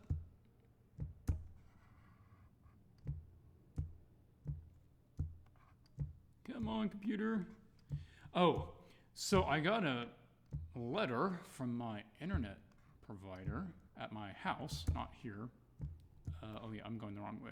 There we go. And they said that they're supposed to be upgrading the internet in my home. They didn't say by how much. I'm crossing my fingers that it will be enough that allow me to stream from home. And if that's the case, then I wouldn't mind streaming more often and actually getting back to doing Twitch. And also would consider doing more than one art challenge at a time with a variety of subjects. Because once I started charging for the tickets, it starts actually being worth spending time to do them. And I could do multiples if people are interested in them. Okay, so there we go. I wanted that so that I can make a mask. If you have a selection already made, I selected all that area, then you hit the mask. That's it right there. Hopefully that's on the screen. Then you hit the mask. Then it will automatically create a mask utilizing that. So now here, if you're unfamiliar with masks, just a little Photoshop. If you're working in Photoshop, they are automatically linked. That is, if I move this, the mask will move with it. You can see they both move. But I don't want that. I'm going to unlink them so that if I move this, the mask remains in the same place, but the interior stuff changes. Ta-da! Now here, what I want to do is keep the same basic form, which is I want to burn the midtones, and I want to make all the stuff on the lower side darker. Burn the highlights too. There's not really any highlights. It's all fairly dark to begin with, so I'm going to just burn the midtones.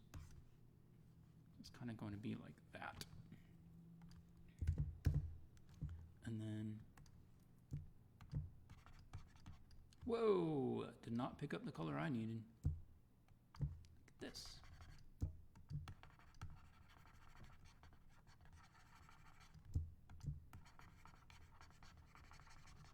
And you start, you can mix the two of them. Start sampling some of those colors and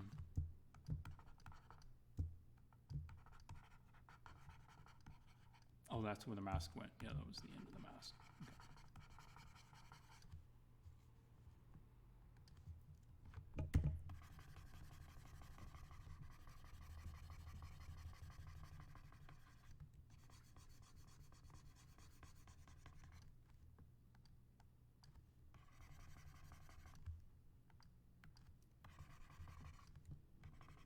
Paint all mini out there.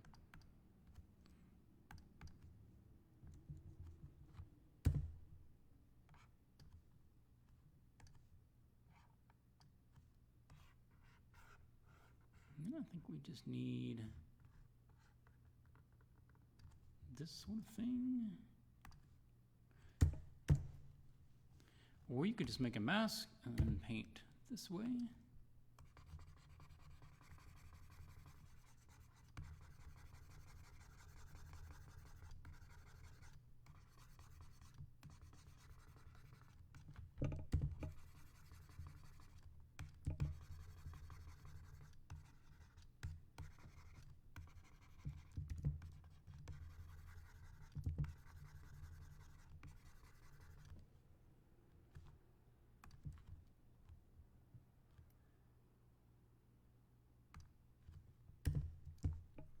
And then you would want to start, you know, kind of merging that, like bringing this beautiful green tones here and with that moss, and we want to continue that. It can get lesser, you know, if you want it to going up, but at least between the different sections. Okay, I'm going to suggest that his whole clothes is probably, it looks like he's wearing like a lighter shirt. So let's do that. Let's let his shirt be lighter, and he can have that symbol on the back, and that shows up fine. This is probably going to get a little of the warm light kind of there.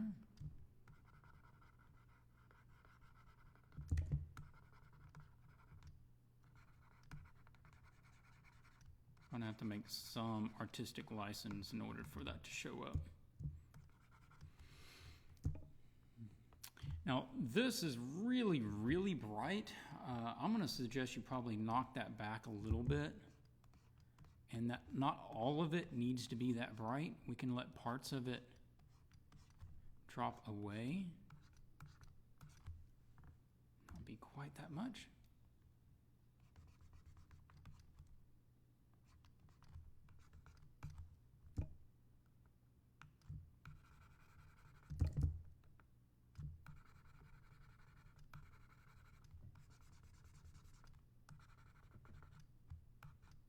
I know that one little candlelight probably wouldn't be this bright, but again, that's kind of artistic license, and that we just need a decent little light source right there. And we can use this actually to, you know, I want to make a lighten layer to brighten up some of the rest of this.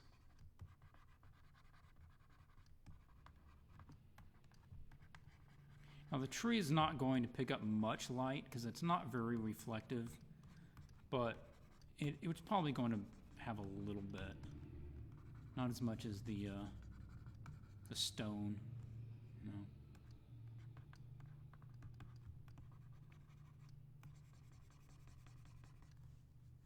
Oh, something like that. I'm going to say that we get rid of this thing. And we want to change this up more in the background. Oh yeah, that's wait. We have more.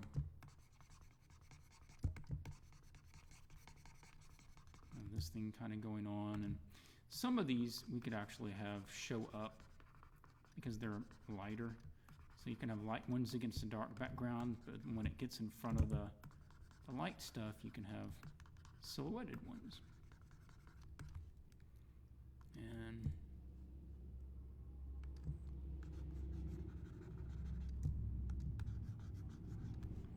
you can have some other ones like in the foreground. Yeah. So that's the direction I would take it. I think that would help resolve a lot of the stuff, you know, and it still keeps it very dark. It still has basically the same idea. And You know, it just makes it a lot more readable, like makes it a lot more interesting, gives it better forms. Hopefully you find that helpful.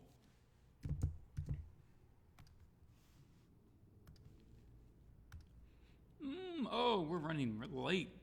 We're running late. I need to pick it up. I've been chatting too long. Okay, Tia. No comments or questions. Okay.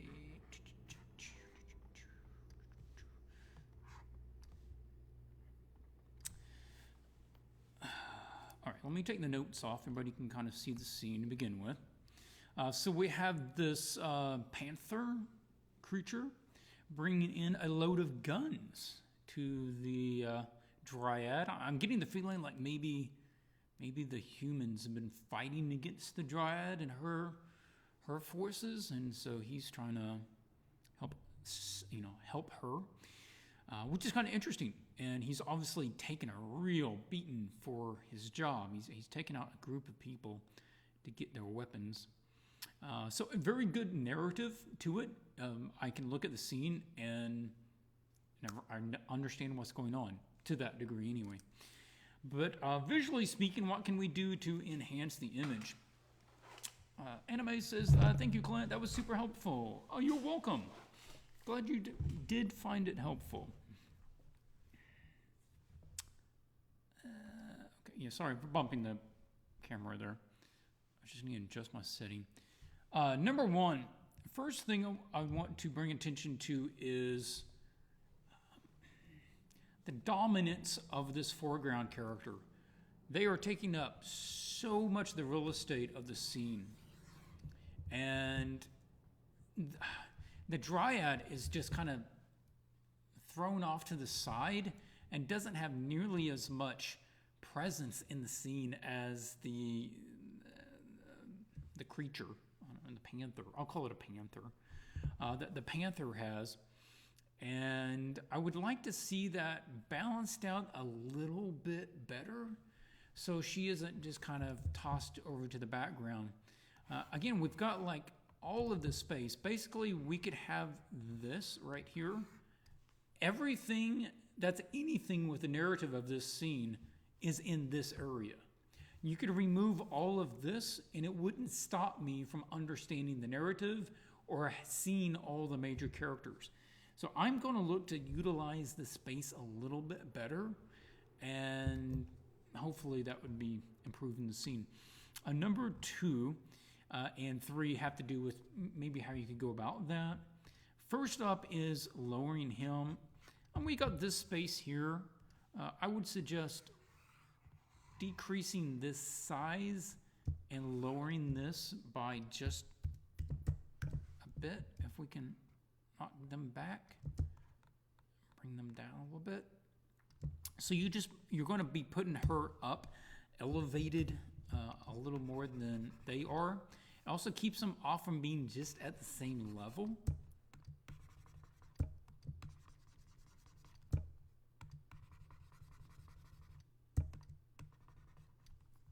So now we have a little bit better use of that space. And then with her, we can get her and just move her up a little bit.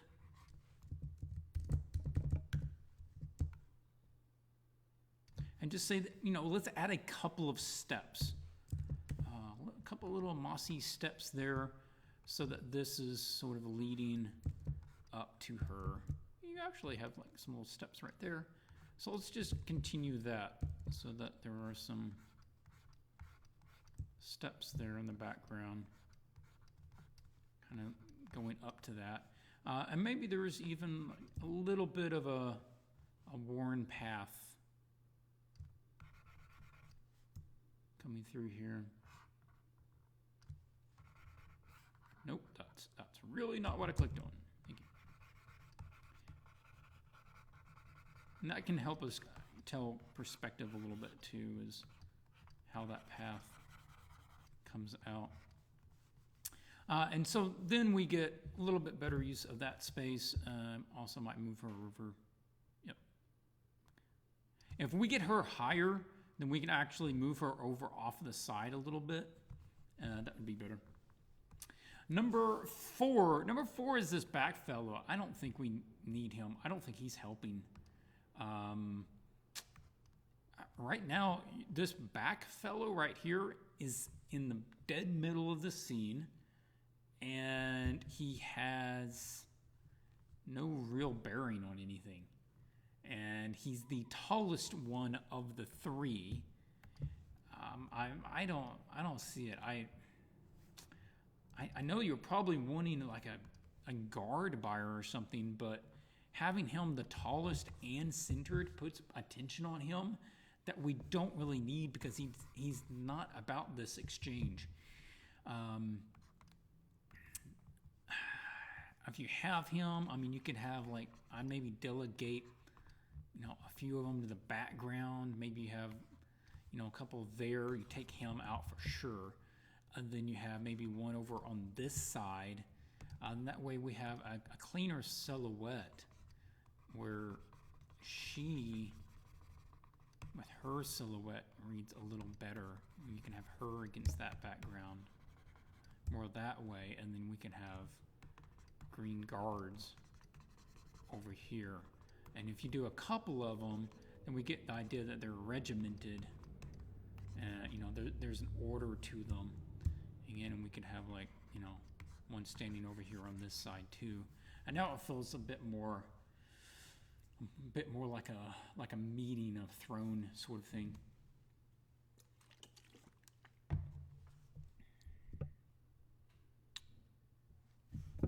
I could try moving this closer, see if that helps out a little bit. You're saying the audio is getting a little low.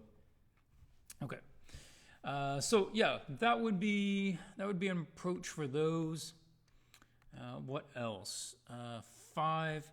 I'm going to suggest you to avoid this really contrasty, visually noisy mess down here. There's got to be a cleaner, more elegant way to handle this. Try to think about it in terms of brushstrokes, of patterns. Like I can come in here and just simplify it a little bit. I can have different colors of green. I'm just sampling from these. And you just kind of work some of these together. And after you get a little bit, you can come in with a pattern. You don't have to draw all the blades, but you just start breaking it up. A couple of shapes on that one, a couple of shapes on this one. Let this one kind of merge over into that one. And then you think about some horizontals. Maybe there's some leaves breaking that up. I mean, you could do it in 30 minutes less. And it would be a lot more interesting and hand painted than just this texture-y sort of thing.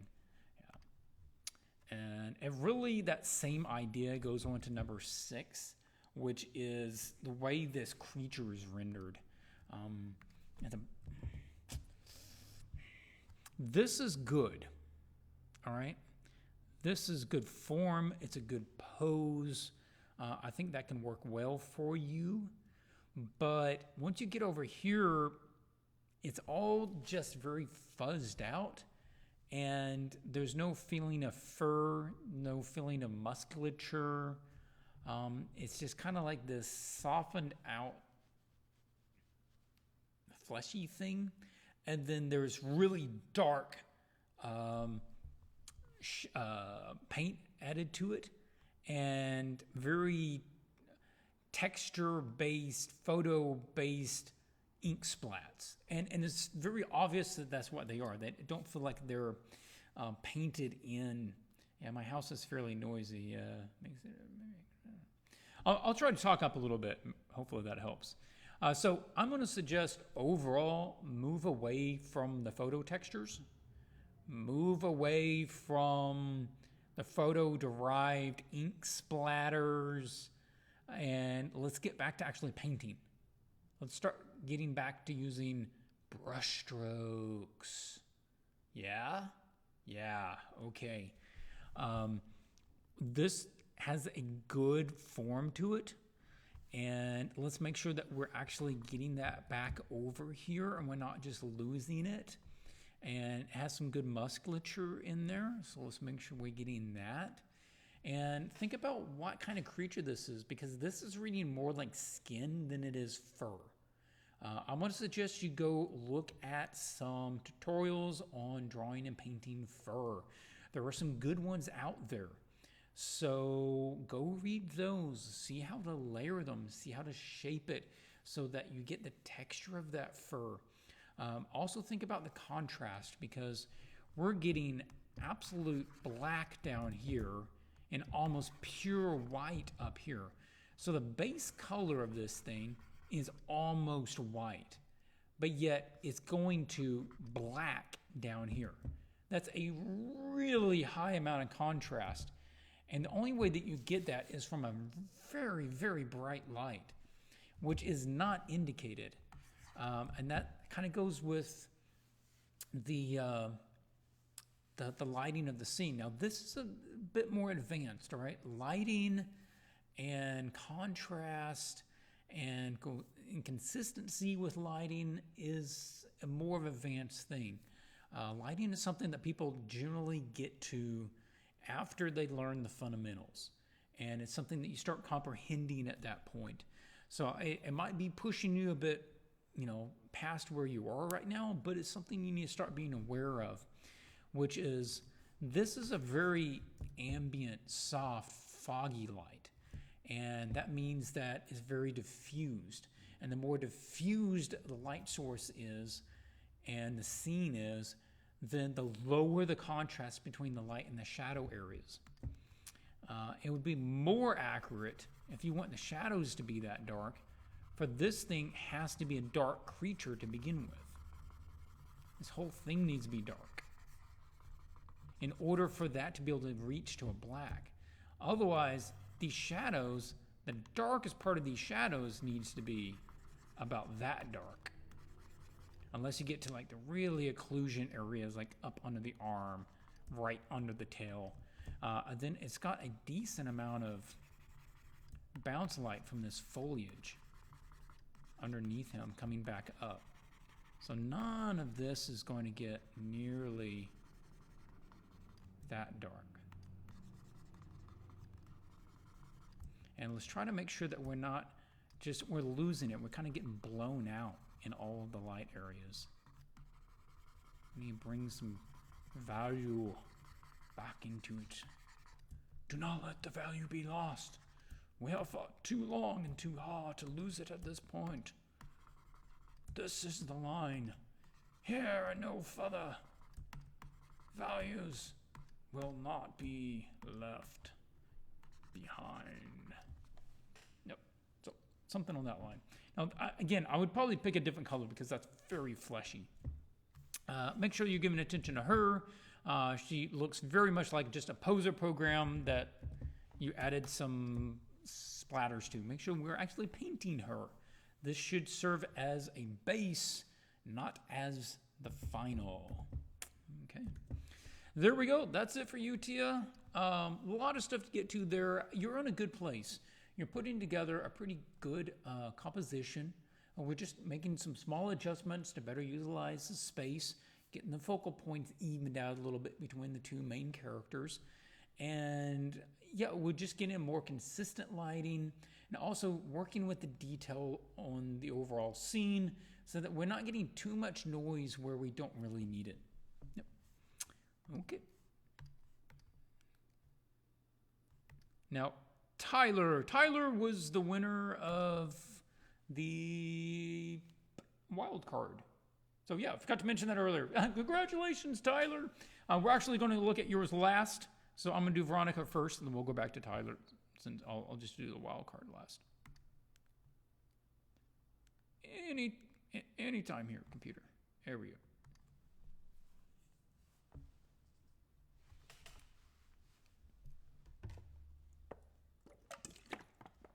All right, this one is in by Veronica O'Neill. Thank you for joining, Veronica.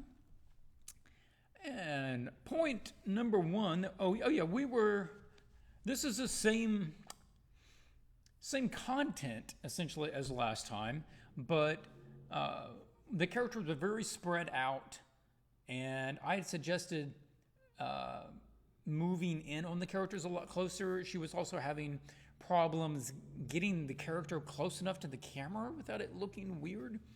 And so I made some suggestions based on some cinematography images, and I think overall it's worked very well. Very good resolution with the character being closer, with the queen being further away.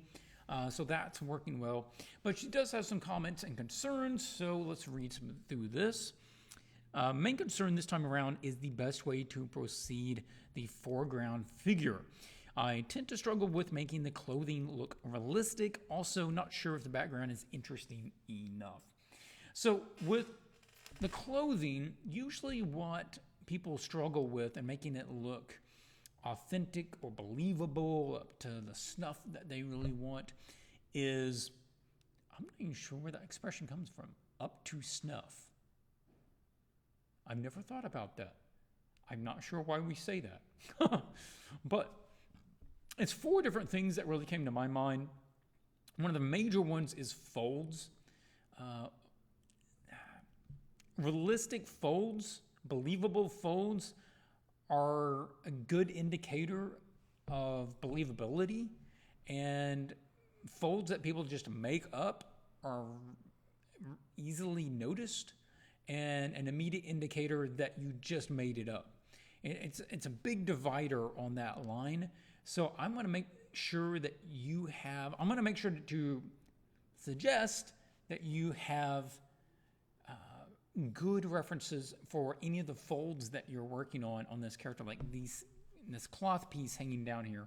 Make sure you're looking at actual cloth in a similar fold, or just get a blanket and drape it over something, the back of a chair in a similar way, and look at the folds. Take a picture. Another one is people don't think about the seams, of where the seams need to be, because fabric is made in pieces. People forget about adding seams in there. How do you study folds, Mario asked.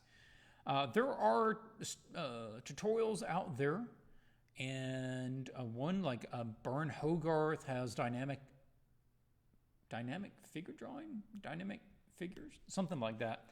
And it's the idea of a couple of different things. You want to, if you can understand the basics of them, that's going to help more than just learning how to copy them.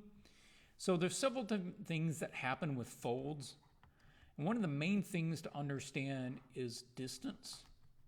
So if a cloth is held between 2 points that are its full length, there's not going to be that many folds because it's taut. It's being pulled, so there's no distance left. But if you get that same size of cloth and you anchor it between 2 closer points, now all of a sudden you've got this much distance to cover in this much space. So where does it go? Where does the extra length go? Well, in this case, if it's hanging, then it makes it up by going down and back up. So then we get this pattern. Right? And then also the bottom. The bottom is not anchored though, so it's going to do what? Right? And that's the same thing. Like if you're looking at this line and you shortened it, and you still want that same length, you're going to have to start using more back and forth to have the same overall distance in a shorter space. And Dynamic Wrinkles and Drapery by Bern Hogarth. Yeah, that's probably what I'm thinking about. Yeah. That's a good breakdown. It's kind of old, and you can probably find most of that same information out for free somewhere, but that same basic information.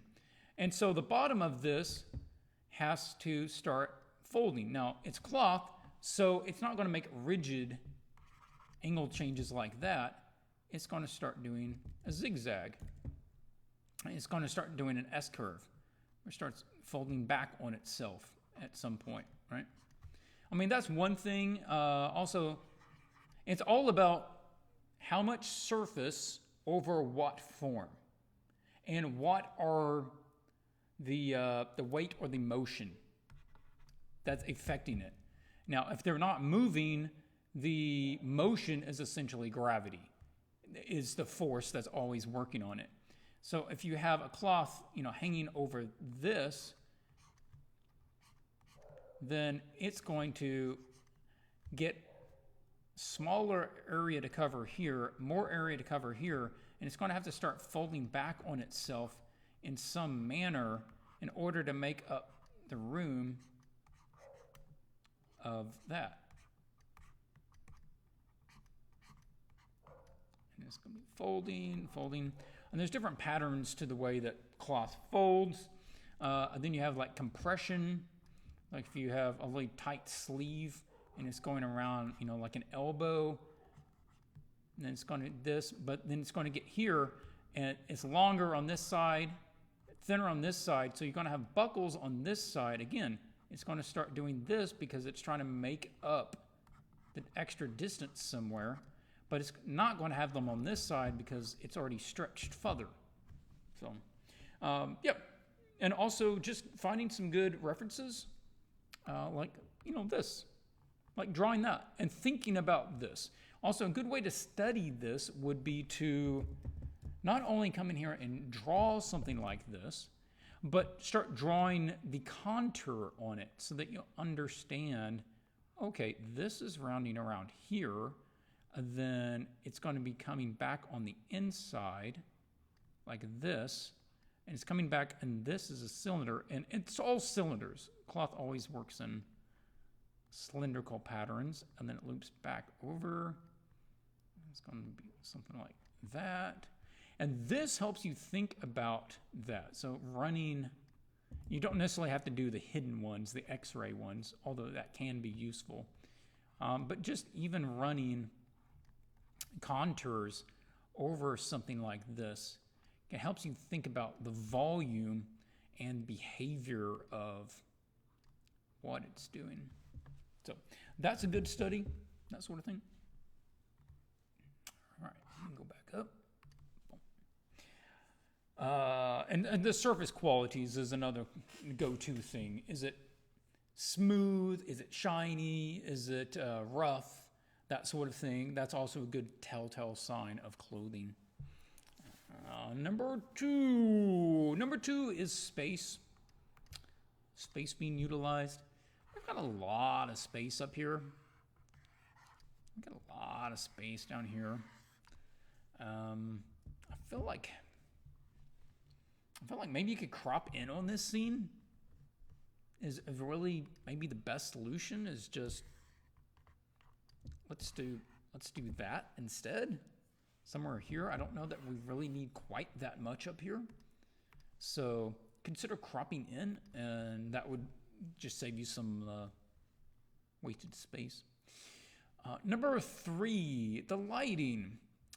The overall lighting idea works. I think him being darker because he has shady intentions, he's closer to the camera, fine, more light on her, okay. But the lighting on her is super general. Like it's just kind of everywhere.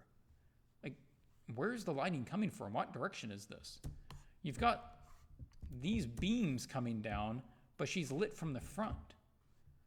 If she was lit from the top, then we would have cast shadows, on all of this. We would have cast shadows here. Everything going down.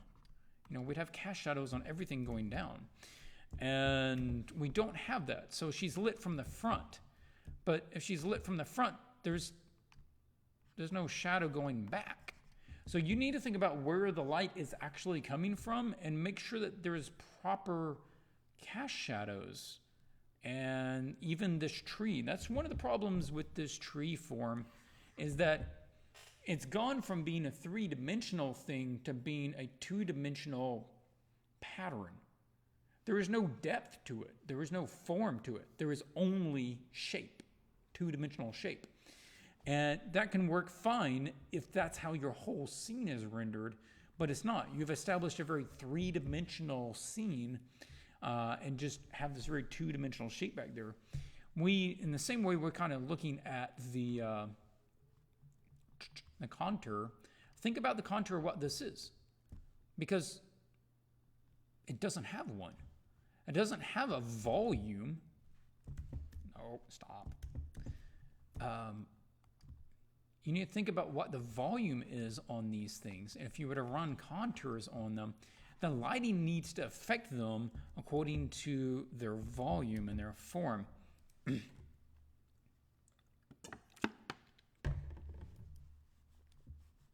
So yeah, think about the lighting. But having that area lit is the right call. But let's just make it consistent and make sure the forms are telling it correctly. Okay, next up, number 3, number 4. Number 4, in order to break this up a little bit, I'm going to suggest a similar thing that I said to the other one, which is right now we don't have any leaves, and we could have some branches, you know, with some little leaves coming through here, right? And just keeping this from being a whole monotonous shape. This shape is overwhelming to the scene because there's no breaks in it. So think about trying to add some plants around here or some little limbs or kind of coming off of this to create something that's going to break those up. And you can get, you know, more of them as you go up and less of them down here. And I think that would help keep more attention down on them and not just on the throne. And on that line, the ground is super bare. Consider some little planties down along the edges. The area that's walked the most probably won't have as many, but maybe there's some little ones there. We've got like these little blue lights. I could push those even further and just have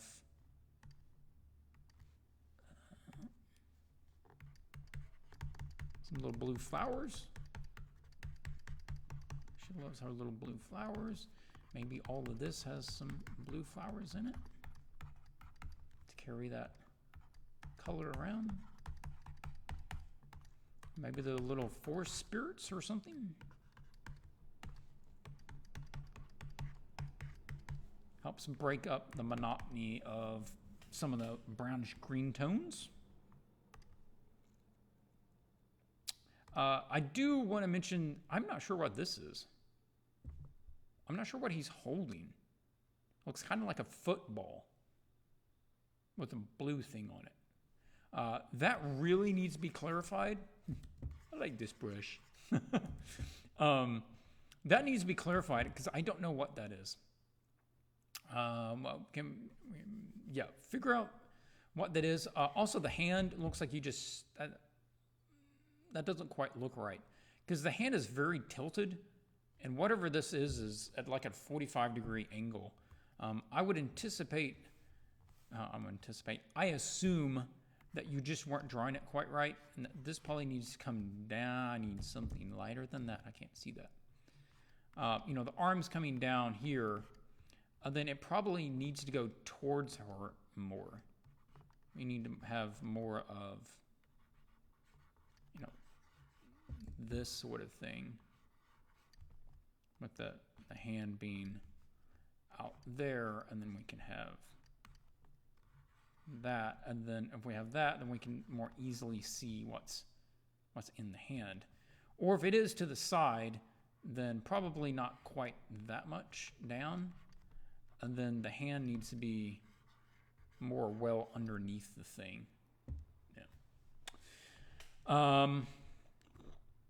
Consider moving past just having a little line on the edge and actually let it be a light source that helps tell the volume of this thing and follows the volume of it. I'm not going to redraw the fabric other than, go out there, look at some fabric, take some reference photos of some fabric and see about that. The last thing I want to mention is the background here, that she's obviously descending from this point, but what is that? There's nothing there. I really am going to suggest there's somewhere for her to actually sit down. Like there's a seat, right? Maybe there's a glowy thing on the back of her seat. But there's no indication there that it's an actual place to sit. And I think that would work really well if you can kind of establish that. Just make it feel like it's something. Maybe you should, some little patterns on it or whatever.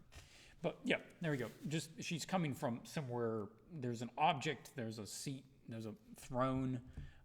Maybe there's a couple of shapes here that are more, inorganic, that make it feel like, it kind of has a pattern, and this all grew in a more vertical manner, so it stands out, kind of like the stairs.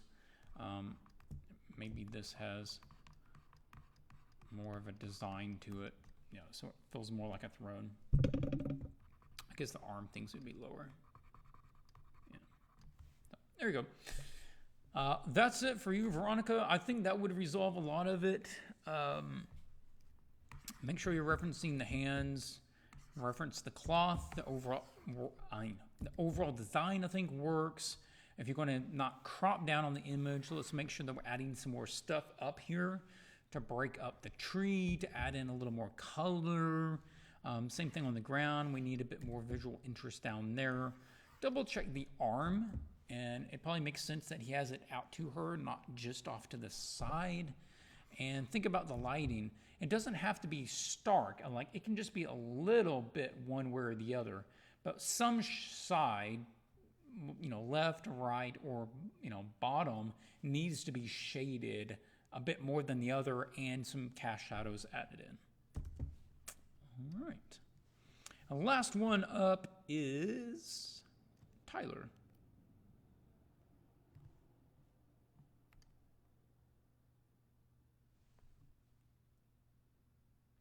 Okay, we had that reference image right there.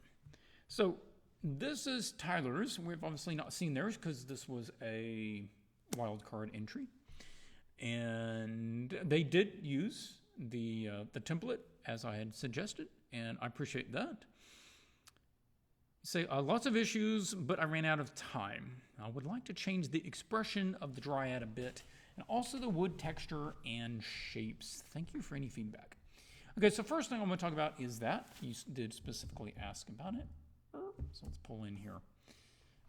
And you have the pose reference here of this lady, and you're using that. That's an excellent pose entry. This is Lord Leighton, if I'm not mistaken.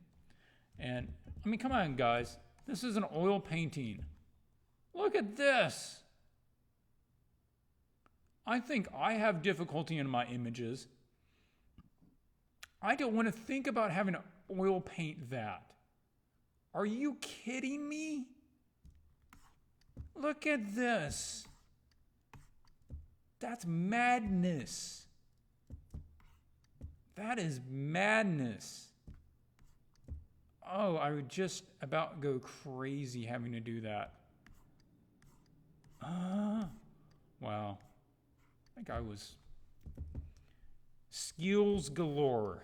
Okay. So we're taking a look at this. This is a plenty good reference to look at.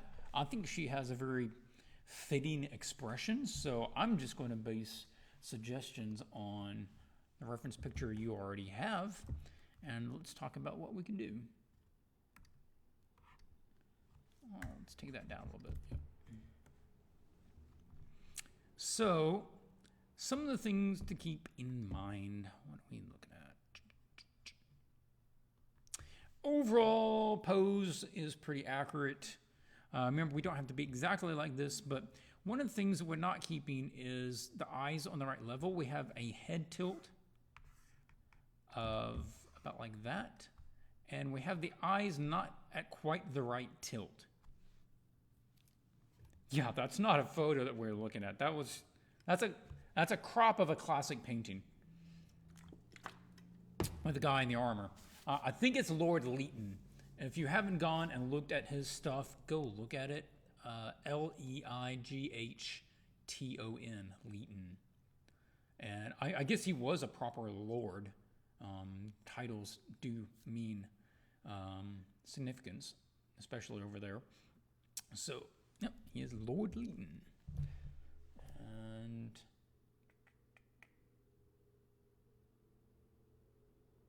I don't know, that name is coming to mind. I might be wrong, but I think that's his. But the eyes need to keep the angle a little bit more. Here we have this angle. Here we have not quite so much. So I would correct that. Let's grab this. Let's shift that to this angle and then move it up a bit more. Okay.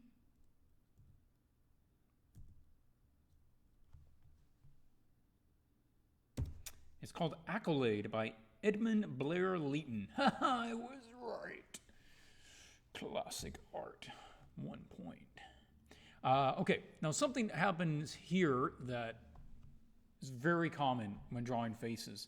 I literally just had to fix this on my drawing of Caduceus, and which is this eye looks good, and then you draw this eye, but this eye is way narrow because you're trying to fit it in the space between the nose at that angle and the side of the head. But what really happens is it gets too small. Oh yeah, that needs to be. It actually needs to drop in behind the nose a little bit in order to have the right amount of width. So that eye need to be a little bit wider, a little bit bigger in order to match up with the other eye. Okay, also let's do something else here that I know. Stop.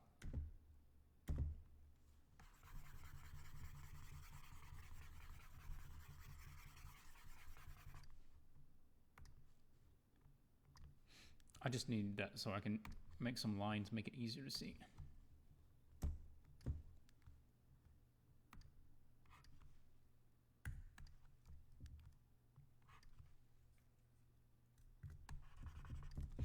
Okay. Now, that's one of the things that we're really getting off here is let's make sure that we get all the alignment correct, and then we can start adjusting the expression. So the eyes are more accurate. Now the nose, you notice that the nose is also off a little bit because we're basically seeing it from a perfect side view where we should be having, again, a bit of an angle here. So the angle needs to be coming down to match that. And we have the nose coming up a little higher. So if we're gonna, I'm not saying it has to be, exactly like her, but this is a good shape. Now we have this is really high, and also the eyes were drooping down, all right? So when the eyes drooping down, it gives this really kind of expression. So we want to get the face more symmetrical, and that's going to help make her look more beautiful. And we also want to look at this shape. It's not this, but it's coming up to about here, and then it's coming over this way. Notice that high, it's arcing up right there, and not in the middle, not here, but in the middle as it's rounding over. So we're getting a bit more of that. And same thing, we can think about the volume here. Think about the form. It's coming up here. It's also going to be kind of arcing to a higher spot about there, although we can't see it too well. And we also want to look at the eyes and see, at this angle, we really want to try to find the kind of triangular shape that this is here. Also, we want to look at the shape that you have put in, the volume of the eye. Man, this pad needs to be replaced, or I need to replace this pen. I'm having to push really hard.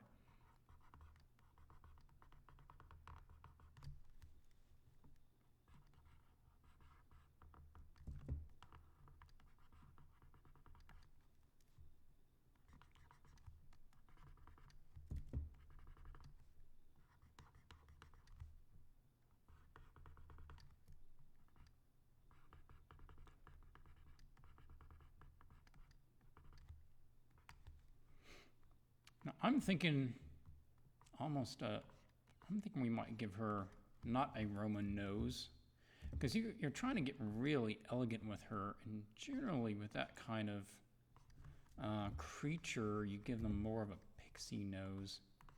So it dips there and have kind of a more of a cute kind of round bit on the end.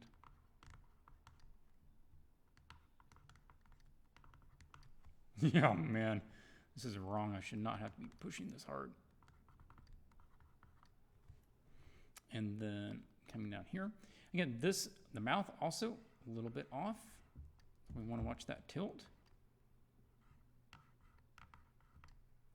And it's open up there a little bit. So if we look at the basic tilt here, we have this. We have like a corner, the middle, you know, of course, at an angle is off a little bit. But we have it open. We have two main shapes here. Let's pull it.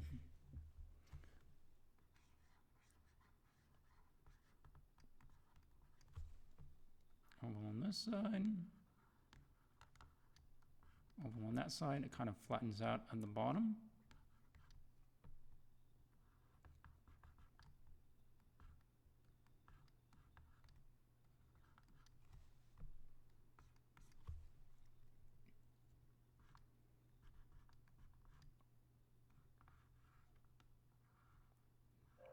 Basic shape like this, and this is going to be curving up, turns into a V at the top,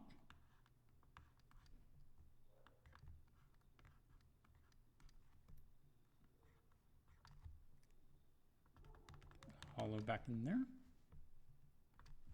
So that sort of thing, I'm going to just having to draw it again. Let's put it over here.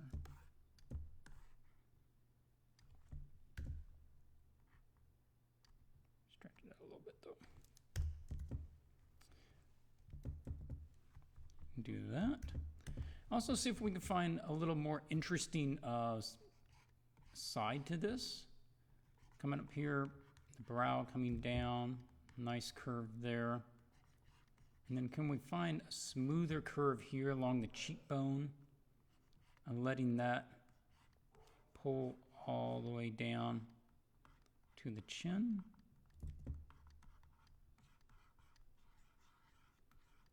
Chin curve. And this is a good place where you want to keep some of the feminine curves there. Angles.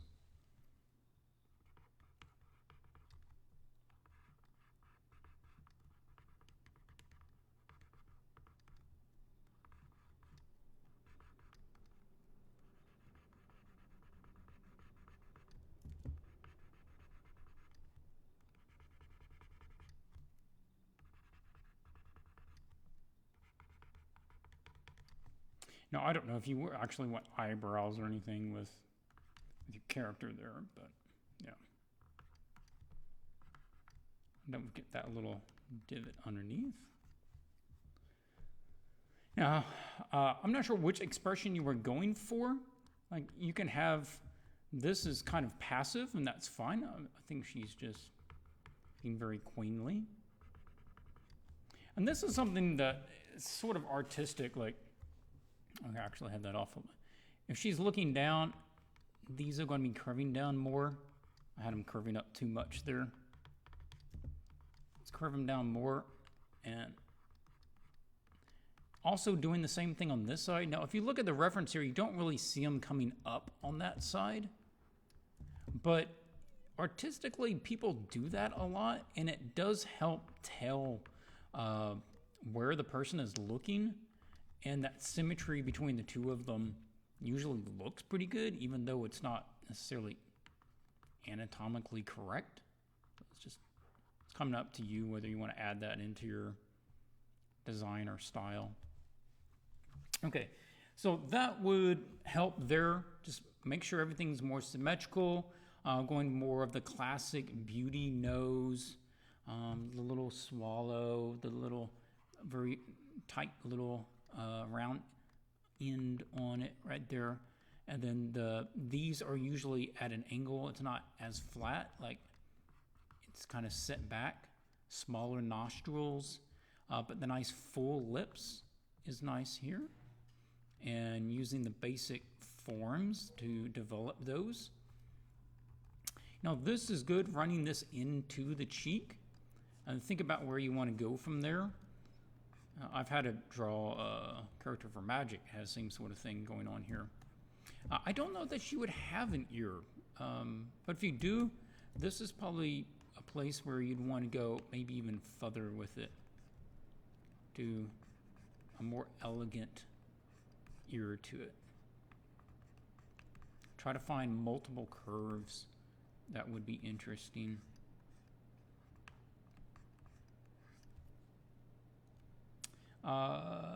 Avidtai says, I had one other question, Clint. How far do you think this is from professional level? Super useful so far. Thank you.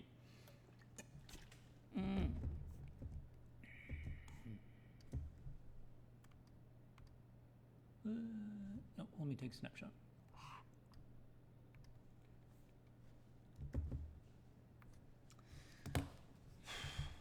Depends what level you're looking for.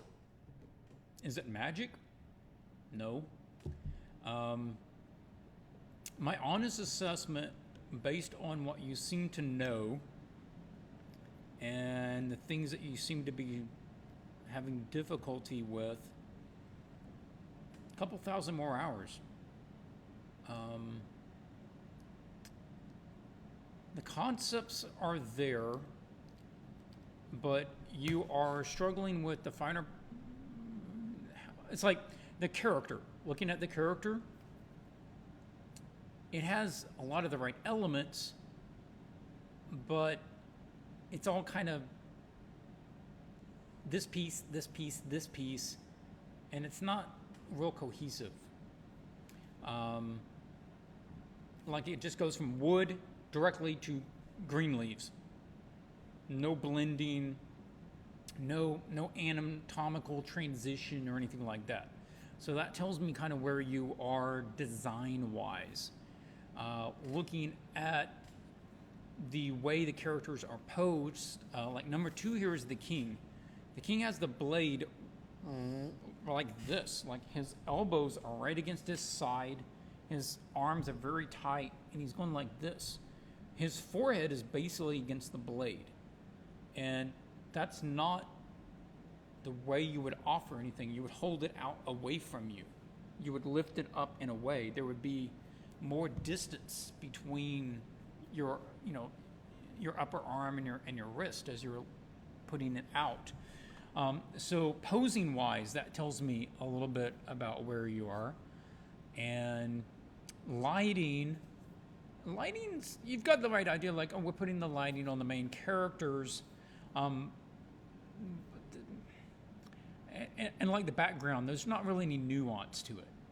So, yeah, you got a ways to go, but it's part of the process. And also remember, and I've had to talk to people in some of their private videos before on this, that professional is a very wide area, and there are superstars. You know, you have your Jason Chans and your Craig Mullins and these really epic guys and what they do, but that doesn't mean you have to be them to be professional. I think my beginning professional work is, I look at some of it and I'm just like, why did anybody hire me? And the fact is, maybe you could spend another couple hundred hours and pick up a gig. It's up to you. I do know that there is a trade-off in trying to get professional work. I see a lot of people trying to get professional work before I think they're ready. But I also know that when you pick up a gig, that you can start having to learn real fast. Your skills, you start picking up skills real quick because you have to. There's no other solution. Either you solve it and you do it, or you don't get more work. And so it's worth going out there and checking. It's a market thing of if somebody's willing to hire you and you get hired and you start working, you're a professional. Nobody sends you a card and says, congratulations, you're now a professional, you can get work. Okay, number three, it's just, we got a tangent going on here. In summary, I'm going to guess a couple thousand more hours. They say 10,000 to become proficient at something, and I don't think you're there yet. I think you're probably halfway, but I don't think that you need to put in 10,000 in order to start getting work. I see people getting work a good deal before then, but I would say probably an extra 2,000. And you can sort of count about 1,000 per year if you're putting a good amount of time, during the week. And that's looking at about 3 hours a day throughout the year. So, and this is a wild guesstimation. 2 or 3 years, if you're paying a lot of attention, you'll probably be in a lot stronger space. If that's too long of a haul for you, I'm going to suggest finding something else to do. So, number 3. This is just a tangent when you run an object right up to the edge, right there. So, let's make sure that is not posed in such a way that she's just touching the edge of the frame. But a similar thing down here as well, like we don't have much room here. And overall, we might just want to either pull in closer so that we don't have to worry about that, or we pull out a little bit so they're a little smaller. And that's probably the right choice, because if we pull out, we're going to get more room here, and she's not going to be so close. Also, it's going to give you space to move him back a little bit and stretch his arms out so he's in a more realistic extension and pose. Yep. Number 4, mentioned it a little bit in my spiel, which was the design of the character. It is very, I think you mentioned something about the design of the character. Dryad a bit, also the wood texture and shapes. It's reading a bit more like, again, skin, because it's following such a human anatomy, and it's not that much wood. That's why I'm going to say, look at some of these guys and see if we can't find something from them.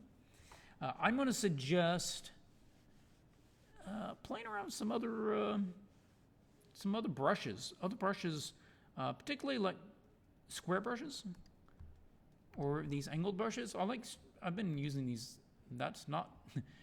I was thinking of the one on my other computer. Even like if you get your normal round brush and you squish him, and you put him at an angle like this. This could be a lot of fun to play with, and it allows you to think in terms of angles, but one angle is always, fatter than the other one, and yeah, it can be kind of cool. So on this one, taking cues from this. And this is something I would do. Get your references, some good references, and drop them down by your subject matter. Think, okay, well, these seem professional. What can I learn from them? And that, if you can learn how to learn, then you will proceed much faster. And it's basically this. This is where you are. This is where you want to be. I'm not saying this is what she needs to look like. I'm saying this is the level. And it's a similar subject matter. So we're going to say this is where you are, this is where you want to be. What is this doing that you're not doing? What are you doing that this is not doing? Let's look at the first. What are they doing that you're not doing? Identify it. If you can identify it, if you can break it down into visual parameters, then apply those parameters to your image, and you will then elevate your image to that. Figure out what is missing between A and B and apply it to your image so that your image will now be B. It's the same thing as like cooking. If you want something to taste like something else, figure out what they used, what the ingredients were in that thing, and then reverse engineer it. They were using textures in a certain way. They are, in this image, they were using textures in a certain way. They were using shape language in a certain way. They were using colors in a certain way. They were using values in a certain way. Think about each of the components: values, colors, shapes, design. See and identify how they are handling each one of those elements. And then say, how can I apply that knowledge and that approach to my image? And then the more that you do that, then the more that you're going to improve. And you're going to improve much faster by learning from somebody else who's already figured out a good way to do it than trying to stumble along and learn everything new by yourself. Which I don't think you are, because you're already asking for my feedback. So I think you're somebody that does look for answers outside of themselves. But like on one of these things, one of the first things I see is they are much more to the brown side and much more to the green side and away from the pink skin tone. So color-wise, that's a big one. I also see variances. So like on this, we see browns, we see yellow greens, we see a bit more of the blue greens, we see some saturated, some less saturated. But it all keeps within that, so a little color variance. So let's apply that to your image. Now, I'm not going to do that because we're talking about repainting the whole character, but that would be something you want to do. Value-wise, the way I'm looking at, well, none of it's getting too bright, especially on this one. Why? Because it's wood. Wood doesn't highlight very well. You're highlighting this as if it's skin. You're lighting this and rendering it like it's skin, where it is more, more glossy. Wood is very matte in general, and we want to apply that. We want to make it duller. We want to roll it back a little bit. Looking at the shape language, we got a variety of shapes. We have very squarish bark shapes, and we also have the very tenderly root and vine shapes, and these make very good silhouettes. We also see that this is breaking away from very clean humanoid form to being something a little more vague. So it has the basic torso, arms, head, but we can see holes through it, right? And that's something that we could apply here. How could we do that? And we start thinking about things like, okay, if we have the humanoid face, then maybe it's like the center of it is more humanoid. Maybe it goes down to the hands and it's humanoid in the face and the hands, but then it bleeds off into being very bark-like.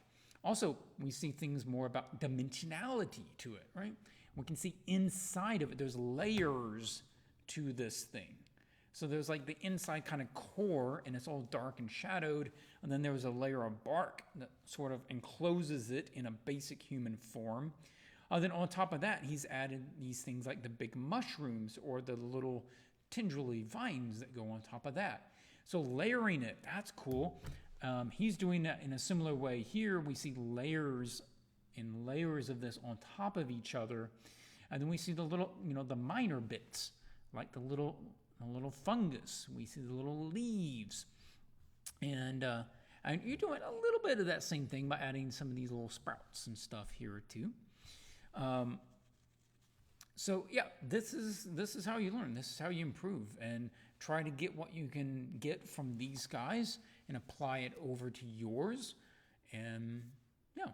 So in yours, I think the biggest thing is moving away from such a humanoid form. She feels very emaciated by really emphasizing the rib cage.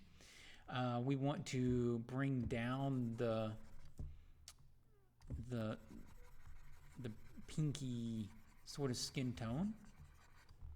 I want to flatten that out a little bit. We need to find a better transition in between the green and the wood part up here.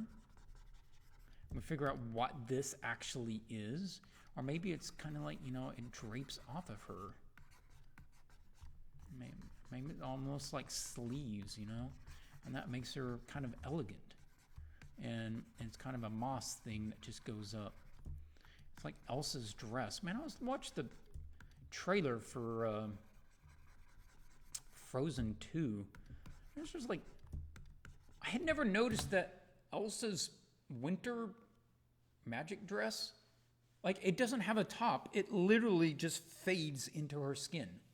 Like, the bottom of it's like proper cloth, but the top of it literally just goes into her skin. So that's kind of cool, actually. So, something on that line. And maybe there's, again, like we want a little color variance, right? And this needs to all be vines with like little leaves and stuff. But maybe there's variances, right? Maybe the stuff on the bottom is like a bit more yellow. Actually, I think it'd make more sense maybe at the top is yellow, but either way. And like there's gradients to it. That's something else that you see pros use a lot. Gradients of value and color across the whole character. And that's something really can be utilized that people don't use that much. So you have like more color variants there. And then now you have some good references down there. I would really look at that and of your wisteria. Like, we don't need all of it bright. A lot of it's going to be in shadow. And maybe her hands, are more purpley. Maybe she's got some purple flowers scattered in. So now we're getting more consistent design elements throughout it instead of just standalone bits.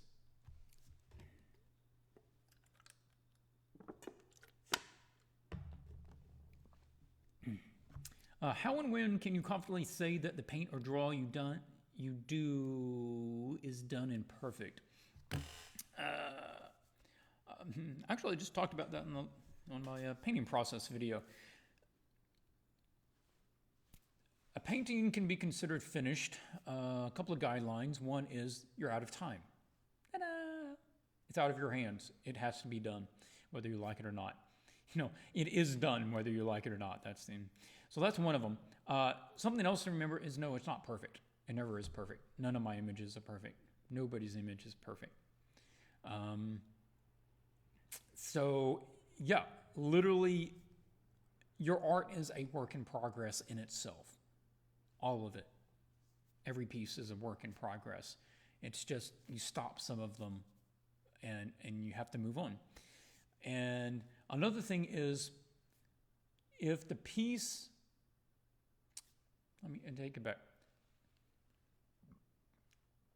There is a curve to the more that you put into a piece, it adds to the piece. Not just that you're adding more things into the piece, but it adds to the visual interest, it adds to the narrative, it adds to the overall idea, the gist. But yet you can get to a point where adding more becomes superfluous. You're no longer adding to the heart of the image. You're not adding to the story. You're not getting more to the character. You're just putting more in there to put more in there, in which case I say it's done. So the ideal balance to find is where more is superfluous and less is lacking. There's a better word for that. I'm not thinking of what it is. More is superfluous and less is inadequate. That's the word. So if you put more into the scene, it feels like you're overworking it and just putting in something there that's not going to add anything. But if you took anything away from it, you're going to be losing something critical. And there's a line there. I think when you can walk that line, a piece can be largely considered finished. Something else to consider is, does it say what you set out for it to say? Does it convey what you set out for it to convey?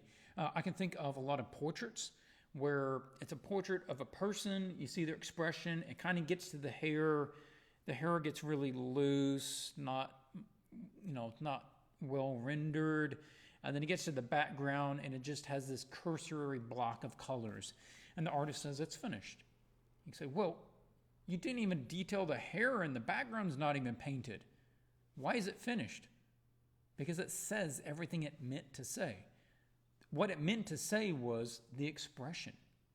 They just wanted to convey the expression of the person. That's what the whole image was about. And once they accomplished it, it was finished.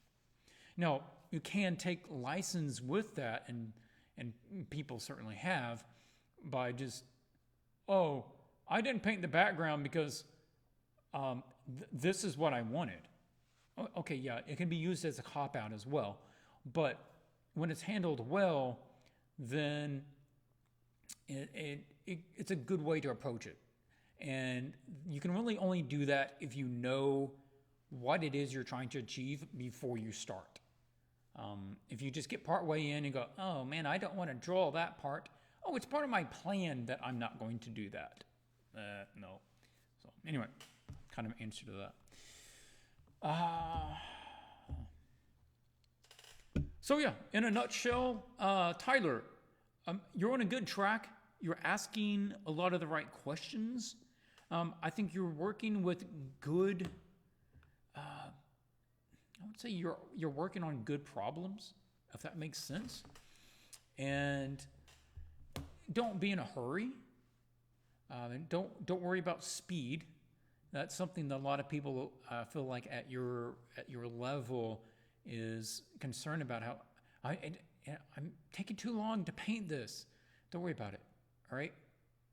Make sure that you know how to paint it right, no matter how much time it takes you.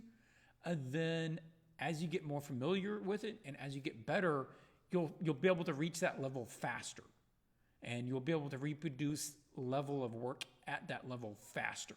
So don't worry about the speed. Just worry about being able to achieve that. And yeah, I reckon, based on what I'm looking at, another couple of years. If you are really applying it, if you're doing a lot of observation, if you're taking some classes, getting some feedback, getting some mentorship, something on that line, they're not going to give you a silver bullet. That's just going to make it all easier, but you can probably half the amount of time that it takes you. So instead of, taking 4 years potentially, I'm just picking a number, that it would take you 2. Or instead of 2 years, they could help you do it in 1. So you as a student get to decide that.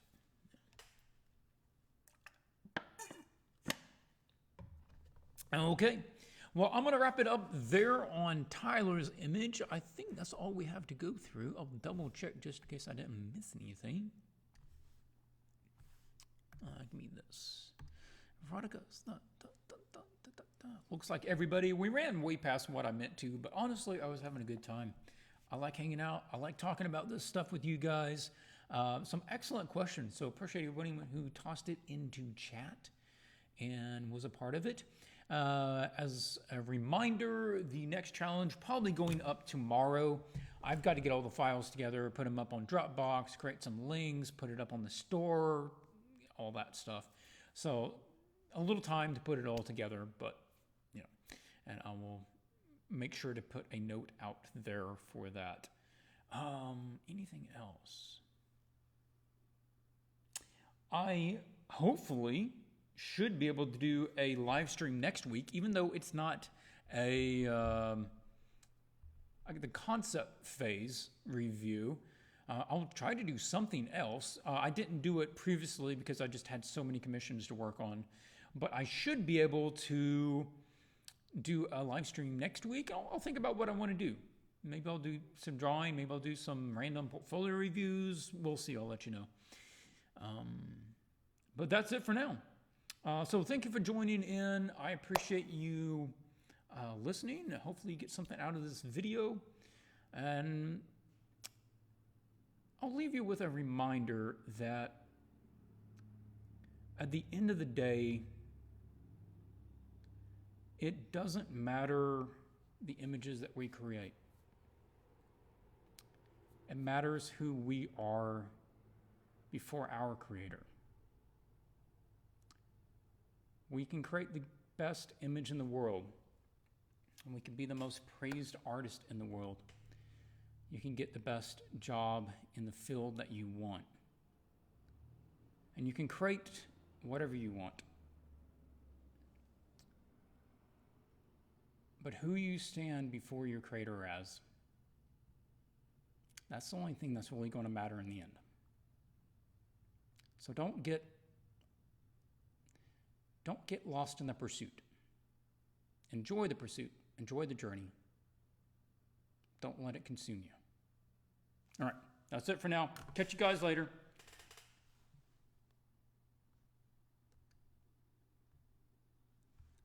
And OBS isn't opening.